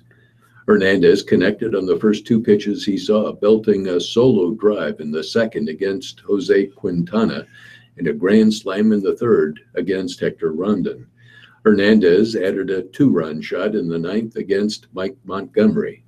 It's the first pennant for one of baseball's most storied franchises since Hall of Famer Tommy Lasorda managed Los Angeles to its last championship in 1988. The Dodgers will host the Yankees or Astros in Game 1 of the World Series on Tuesday night. The Dodgers made the playoffs 8 times in the previous 13 seasons and came up short each time, often with Kershaw shouldering much of the blame. The 3-time NL Cy Young Award winner took the loss when Los Angeles was eliminated by the Cubs in Game 6 of last year's NLCS at Wrigley Field. He was just okay in his first 2 starts in this year's postseason, but Los Angeles' loaded lineup picked him up each time. Thank you, Ralph. This is a fairly long comment by the associate sports editor of the Omaha World Herald, Dirk Chatelain. He writes this from Lincoln. Charles Henry Oldfather must be rolling over in his grave. The longtime dean of arts and sciences, who died in 1954, is the namesake for the tallest academic building on Nebraska's campus, Oldfather Hall, a perfect name for a university tower. It's red brick, 12 floors, and a Hail Mary from Memorial Stadium's southeast gates. For decades, a frugal professor or student could sneak into the upper floor room on a fall Saturday and watch college football's best program for free. Imagine the scene from the windows, imagining the roar pushing through the glass. Oldfather opened in 1970, the same year Nebraska won its first national championship. Memorial Stadium capacity was almost 68,000 at that time. Over the next 3 decades, the stadium expanded little by little, but not much changed. Then in 1999, boom, a new press box on the west side with suites and club seating. In 2006, boom, a national stadium facelift, topped with a massive big screen. The most dramatic expansion came on the east side in 2013. The new balcony rises 165 feet. A half century after Bob Devaney's arrival, Memorial Stadium has become a majestic football castle, the perfect monument to the state's obsession. Now the sea of red looks better than ever. Countdown to kickoff unfolds like a Broadway play, choreographed down to the second. Each actor knows exactly where to be and what to do. Everything screams college football powerhouse. Then the game begins. Suddenly, the mask comes off. Suddenly, you realize what happens on the green rectangular stage doesn't merit everything built on top of it. Hasn't for 15 years. Under that shiny outer shell, the core of Husker football that gave life to all the trappings has been rotting. Take that elevator to the 12th floor of NU's tallest academic tower today, and you'll find a 16-story facade blocking your view. Charlie Oldfather can yell down in front, but no one hears. These are the facts. 67. That's the number of FBS programs with an 11-win season since Nebraska last did. That includes 41 of 64 Power 5 peers. 52 FBS programs with 20 finish wins since Nebraska last did it in 2010, including 43 Power 5s.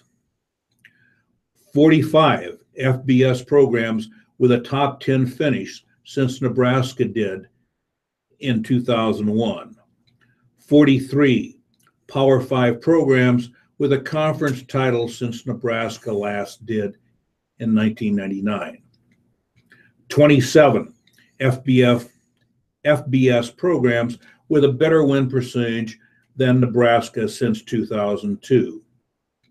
And finally, Nebraska hasn't beaten a top 5 opponent since October 27, 2001. More than 60 programs have done it since then.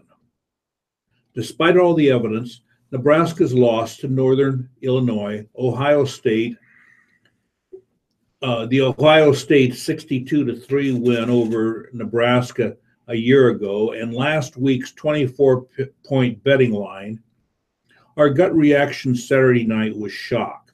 Why? We knew Nebraska couldn't play with Ohio State, but we see all the bells and whistles, all the features of big-time programs, and we swear our football eyes must be deceiving us. We look at history and see that for 40 years, no college football program in America won more than 76.1% of their games, except Nebraska, which won 83.3%. Frank Solich could have lost every game in 1999, 2000, and 2001, and the Huskers still would be number one over that particular span. We feel goosebumps of the tunnel walk music and animated Tom Osborne's teams. We hear the same pregame prayer that Christian Peter recited. We see Heisman Trophy winners introduced during timeouts. We see the 5 national championship seasons listed everywhere. That's Nebraska. It was. I refuse to let the program gravitate into mediocrity. You know that quote. You know the source. You know the irony. Solich and his staff didn't have the vision, energy, and drive of their predecessors. When they failed, the athletic director panicked. Steve Peterson fired Solich, dropped that infamous quote, then hired an architect without engineers. One of Osborne's many gifts was creating a pipeline he could supply. 9 native Nebraskans started on the 1997 national championship offense, including a handful of walk-ons. Peterson and Bill Callahan determined the blueprint was outdated. They junked it and borrowed from the USC's. But Callahan wasn't Pete Carroll. The team couldn't win big games, and Peterson had to peddle progress. So what did he do? He sold optics. He sold the people to the people. Through these gates passed the greatest fans in college football. In the absence of real accomplishments, Nebraska became defining itself by other things. The people found identity in viral YouTube moments and recruiting campaigns, facilities and academics and citizenships, and of course, sellout streaks. If you keep hanging ornaments on a tree, nobody will notice it's dying. In 2007, the season humiliated Nebraskans, but it didn't shake them out of their myopia. The more significant decline started after Nebraska switched conferences. Bo Pelini won just enough close games to conceal it. Didn't matter how a season ended or how mad people were in January. The bandwagon was full again by August. What other choice did they have? Saturday football united families and friends. Football Saturday lifted the economy. Those 12 days were indispensable from the calendar. And the new consumers boosted the season ticket holders, my generation, were more dependent than ever. They had grown up in the 1990s when it rained dopamine on Football Saturday. As the program fell apart, they increasingly felt deprived. They needed a fix. Desperation, from the administrators too, produced rash decisions, bizarre arguments, and a whole lot of anger. Another segment of the fan base went into denial. They convinced themselves that beating 8-4 teams was just as satisfying as beating 11-1 teams. No one, certainly not after those wins, complained about a diluted product because he or she might be labeled a downer or a traitor. No one dared tell the truth. The emperor had no clothes. Now the main attraction is pomp and circumstances. Now the chief commodities are hype and hope. They can't fix the fact that Nebraska has forgotten how to build football teams, that Nebraska has gotten so full of itself, so spoiled, that it forgot how to earn its place. The main problem isn't getting stuck in the 90s. The main problem is forgetting how badly everyone wanted to win in the 90s, how many stars aligned, how many face masks were broken. Now we assume that greatness is inevitable. We delude ourselves in seeing greatness when it's not there. Geographic isolation exacerbates the problem. In Oklahoma, in Oklahoma, you're conscious of Oklahoma State and Texas.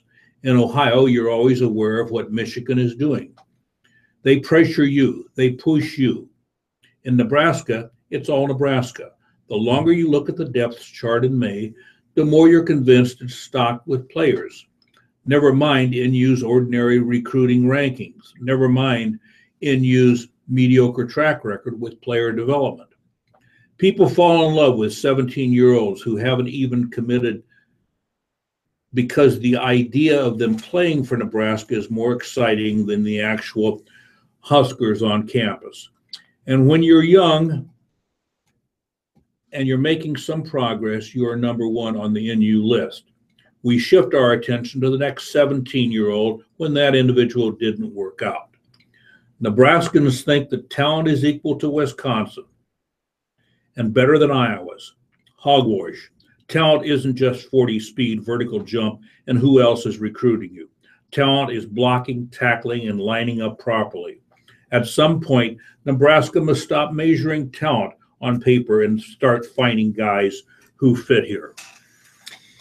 And in the American League Championship Series tonight, it will be Justin Verlander on the mound as the Yankees and Astros return to Houston's Minute Maid Park for Game 6 on Friday night. The Astros are facing an elimination game after New York swept 3 games in the Bronx. The Yankees are 1 win away from their first AL pennant since 2009 and record 41st overall. That's it for our program today. I'm Ralph Morocco. It's been my pleasure to read for you. Look forward to doing it again next week. And I'm Howard Bachman. Thank you so much for your time and have a good day. Thank you very much to both Ralph Morocco and Howard Bachman for another splendid job reading the Lincoln Journal-Star and the Omaha World Herald. And just a reminder, you can hear a repeat of those programs in case you missed any content this evening from 6 p.m. to 8 p.m. right here on the Radio Talking Book service. Radio Talking Book is brought to you in cooperation with KIOS FM Omaha and statewide through the facilities of the NET Radio and Television Networks. But we need that. In just a moment, we'll bring you today's live community conversations with Jane Nielsen and her guest, Alan Rust. But first, here's just a reminder of some of the other programming you'll hear this afternoon and into the evening on Radio Talking Book. Pardon me.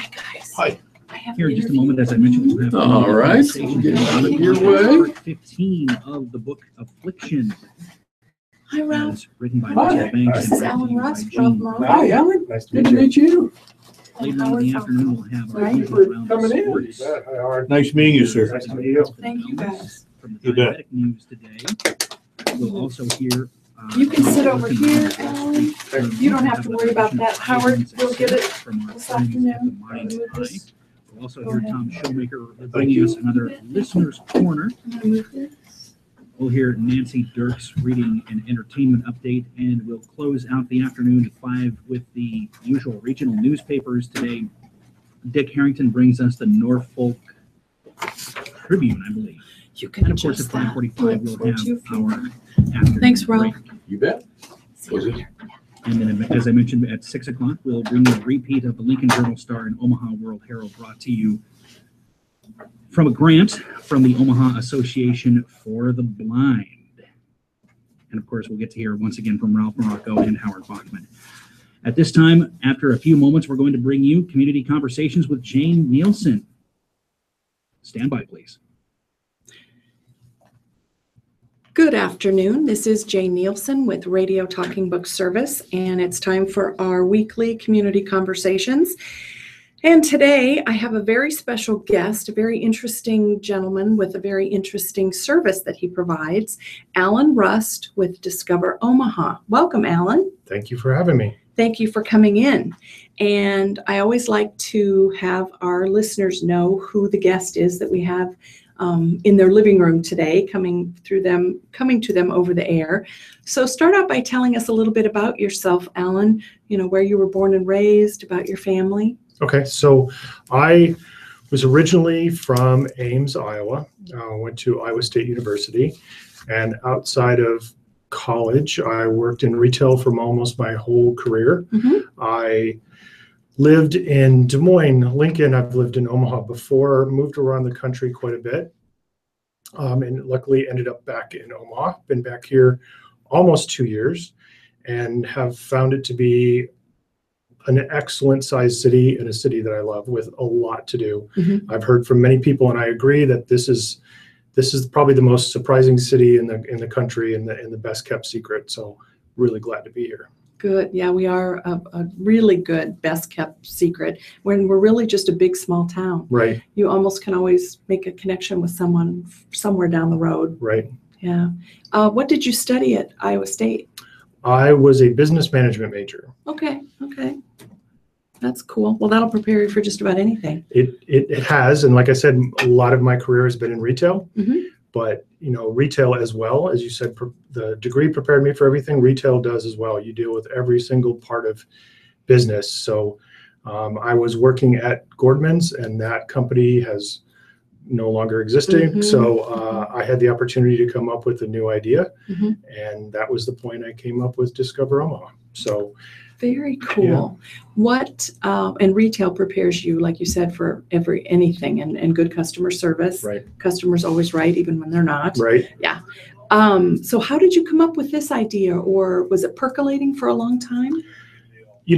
As I've moved around the country, I always find myself wanting to find the new restaurants and cocktail places and places that are fun to go, and museums. So that's something I've always been passionate about. So I was actually driving Uber in the time after Gordman's, Mm-hmm. and during Berkshire Hathaway, I had some writers tell me that I definitely should be doing what I was passionate about as a business, because I was telling them about places to go, and they said, this should be your business. It percolated, like you said, pretty quickly, and within a couple days, I was already formulating the website, and we were up and running pretty quickly. My business partner in all of this is Dakota Smith, and he and I met each other in Texas when we lived there. We both went separate ways, and we both now live in Omaha. So it's great to have a friend working with me on this, Mm-hmm. and I love sharing the city and everything that there is to do. You sound like the perfect Chamber of Commerce person. I mean, the weather, the resorts, the not resorts, restaurants, all of that stuff. That just sounds like Chamber of Commerce package. What part does Dakota do, or do you both do the same things? He's really helping me just on the back end business side of it. Mm-hmm. So I'm taking care of the tours and basically the operations. Mm-hmm. And as we started the company, the mission really is to help residents as well as visitors discover the many great things that are in the city of Omaha. Mm-hmm. Mm-hmm. So obviously we have over 12 million visitors to the city every year, but there are many, many hundreds of thousands of people that live out west that really don't come downtown that often. Mm-hmm. I actually talked to somebody a couple weeks ago, and she had not been downtown in over a year.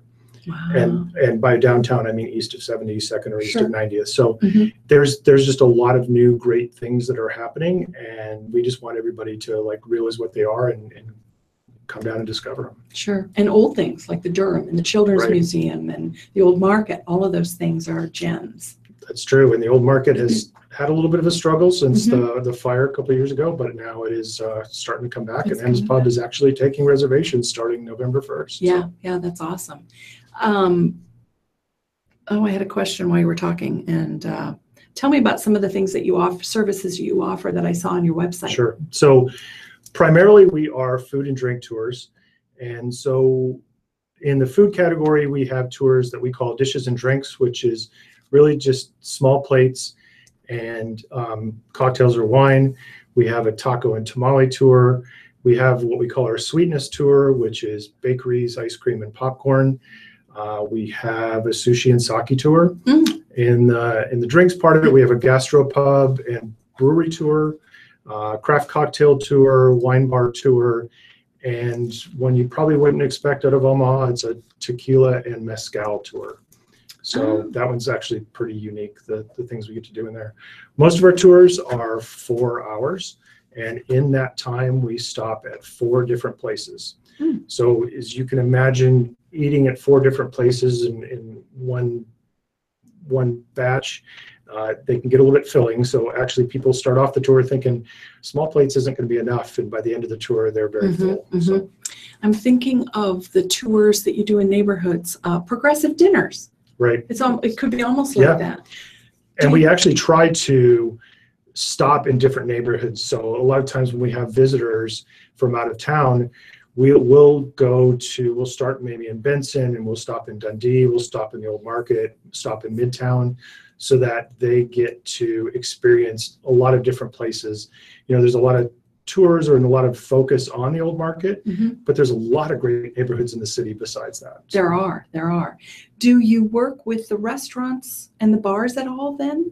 Yeah, we pre-arrange everything with them. Oh, you So do? Okay. So the other unique thing about our service is we don't preset dates.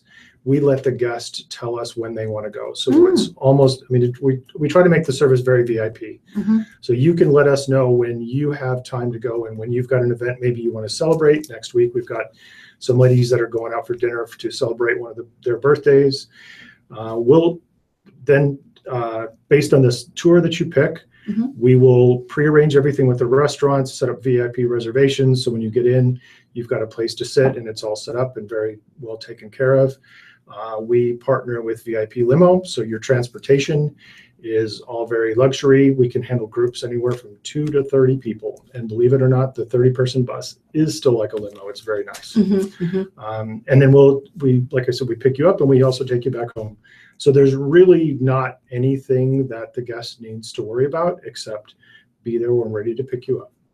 That's awesome. Do you provide beverages in the limo? We can if it's prearranged. We always provide water, but we can prearrange things as well. But another part of what the tour includes is at the first restaurant, we buy your first drink. Oh, wow. So, yeah. How cool is that? What other types of things what are some unique packages that you've put together? Anything outside of the food and drink? We had a group of 30 that needed a business outing for a group of employees to celebrate an event. So we put that together. It was kind of a mixture between food and drink. It was kind of a balance of both. We had a group of 4 ladies that needed a birthday dinner, like I mentioned. So we really tailored it to what they wanted to do. They wanted to leave a little bit earlier. And so we're doing tea as well as dinner and then some dessert at a different place afterwards. Do you have requests or do you include shopping? Like, let's say people wanted to go eat lunch and then shop for 2 hours and then have drinks. Could you do that? We certainly can.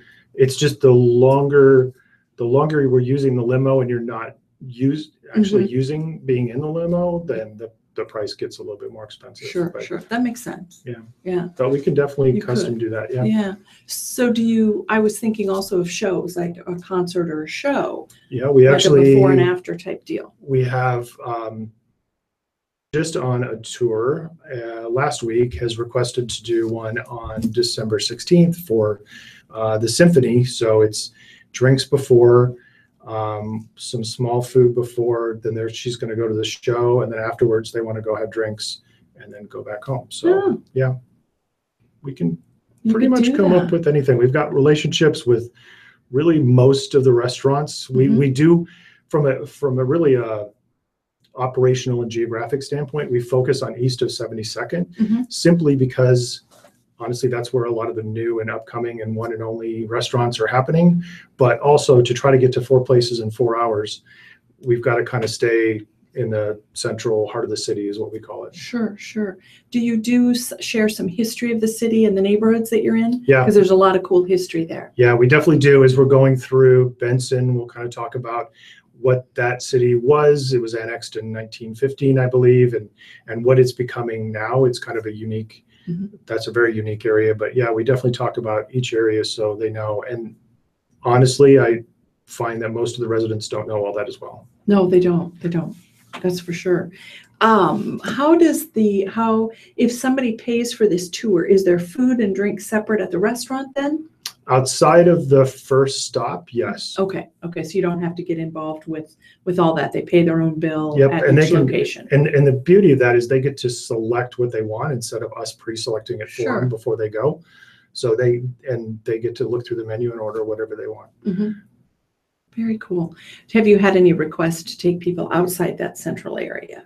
Not yet. Not yet. Okay. We started in June, so we really haven't had any requests outside yet. We did have somebody asking about it, doing an entire brewery tour, which there are way too many breweries to try to get to in one day in the city now. I'm pretty sure there's over 10 in the city. So, and that would definitely take us out a lot further. Sure. And we can do it. But. And then you've got all the wineries. We've got a lot of cool wineries too, but there again, that you're spreading yourself out quite a bit.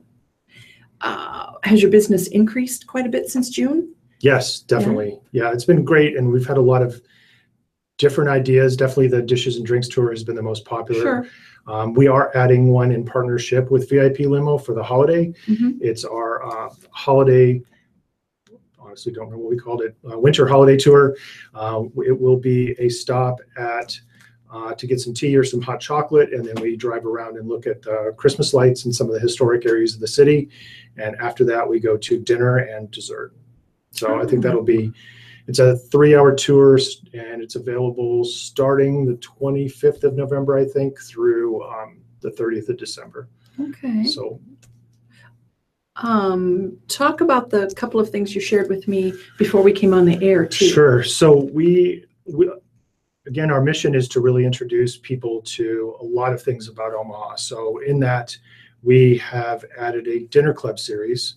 Our dinner club series will be, people can sign up now on the website, which is discover-omaha.com.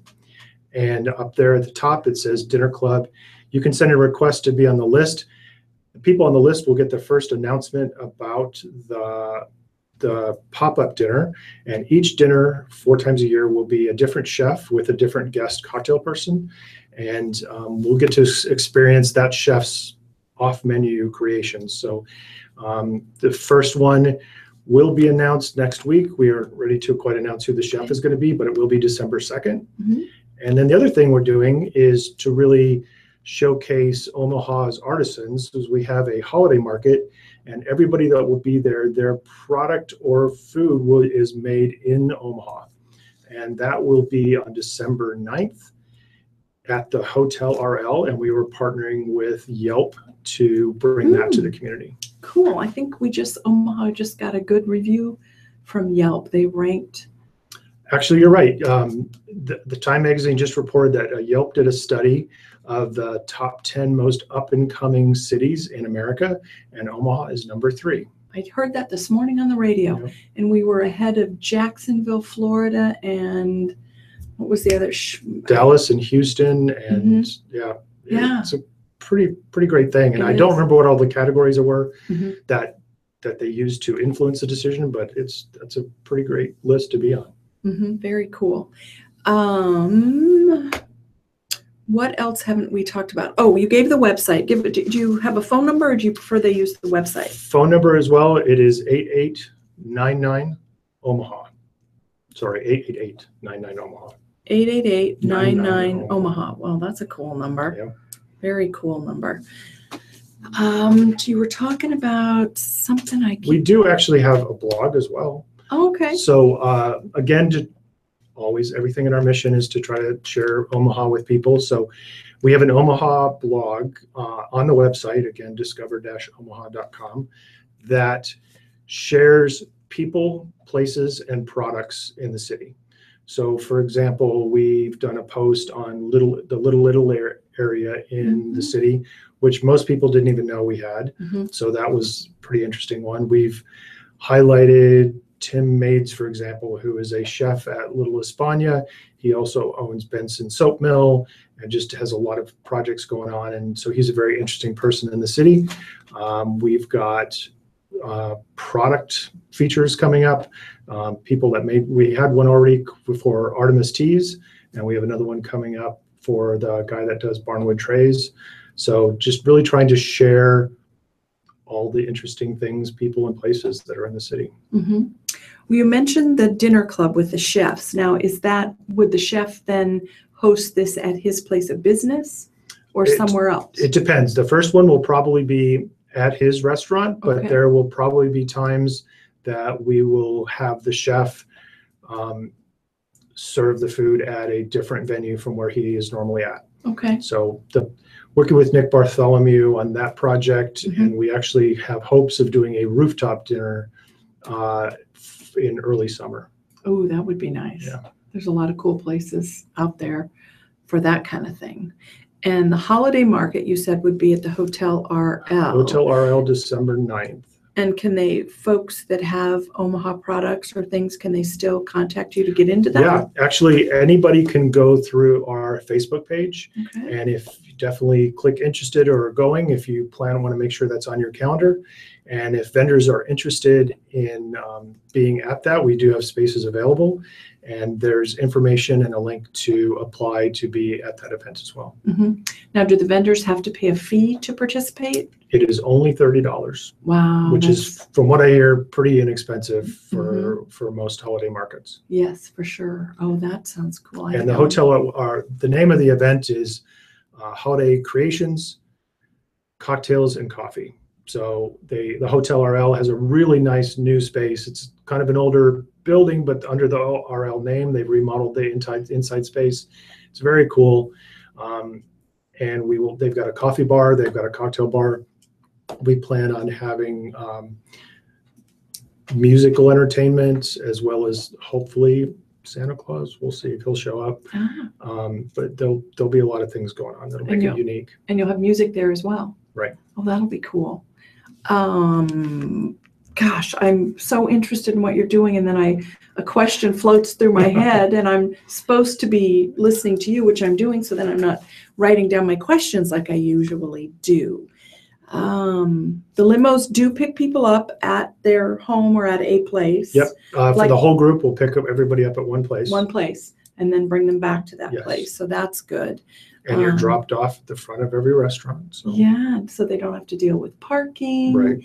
In the bad weather, that'll be lovely. Yes. You think about the expense of trying to get an Uber between different places for a whole evening. It's really a pretty affordable option for everything that we include. And, we've had great comments, and the guests have really loved what they've experienced. And I would say 98% of the time, it's places that they had not thought of or even knew about. And that's what we want. Would a client call you and say, okay, I want to do one of these, I don't know where to go, what would you suggest? Do you then suggest places as well? Yeah, we can definitely, I'll probably try to figure out what kind of a theme they want to do or what they kind of want to do for the evening. And we could definitely customize that.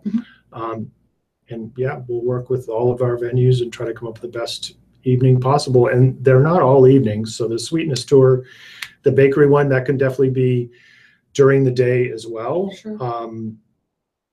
can be during the day. We are actually going to be adding a breakfast tour as well. That'll be coming up soon. So that's obviously earlier in the morning. So it's not always in the evening. Do you operate 7 days a week, Alan? Yes.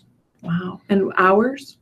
It really kind of depends. The one with the most the tour with the most limited hours is the dishes and drinks tour, because most restaurants that we go to are only open from 5 to 10.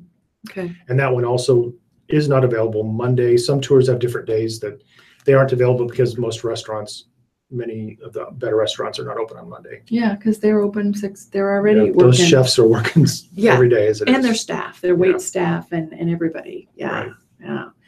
yeah. What else? What haven't I asked you? What do you have to talk about that we haven't covered?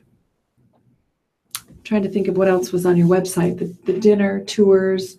I was thinking about one of the other ones that you talked about. We do have a section for business, which, like I said, we had a group of 30 for business. But another thing we definitely have heard from visitors is they may have a business person coming into town and they're bringing 3 other people and they have no idea what to do in the city.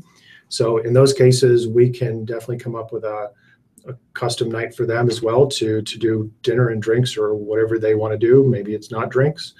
Sure. And it could be we take care of 2 nights if they're here for a weekend. Omaha actually has a lot of contract workers that come to the city to work for long periods of time. Maybe they're working with Mutual of Omaha or First National Bank on different projects, and they could be here for 4 to 6 weeks or off and on for 6 months. So they run out of options as well because they're not with their family and they're looking for things to do. So we can definitely put together evenings for them as well. So the majority of the folks that call you do have some idea of the places they want to go? They've generally picked the tour from the website that they want to do. Okay. And then we'll make all the arrangements behind the scenes. It's kind of a surprise when you show up where you're going to be going, but it all fits the theme. So, yeah. Can they, if somebody called and they knew they wanted to go one place in particular, 1 or 2 places, but they didn't care about the rest, would you be able to fill in for that too as well? Absolutely. Okay, cool. You mentioned museums earlier. Have you worked those into a tour? We're trying to figure out how to do that. Again, because of our business model of using the limousine, if we're going to the zoo or the museum, you're paying for that limousine time while you're walking around in there, and that's not a good use of money. So we're still trying to figure that one out. One thing we've thought about is trying to we'll pick you up from the museum and then take you out for some kind of a tour after that, and that way you're not paying for the limo while you're just in the museum. And then you bring them back to their car parked Yes. at the museum. That would work too.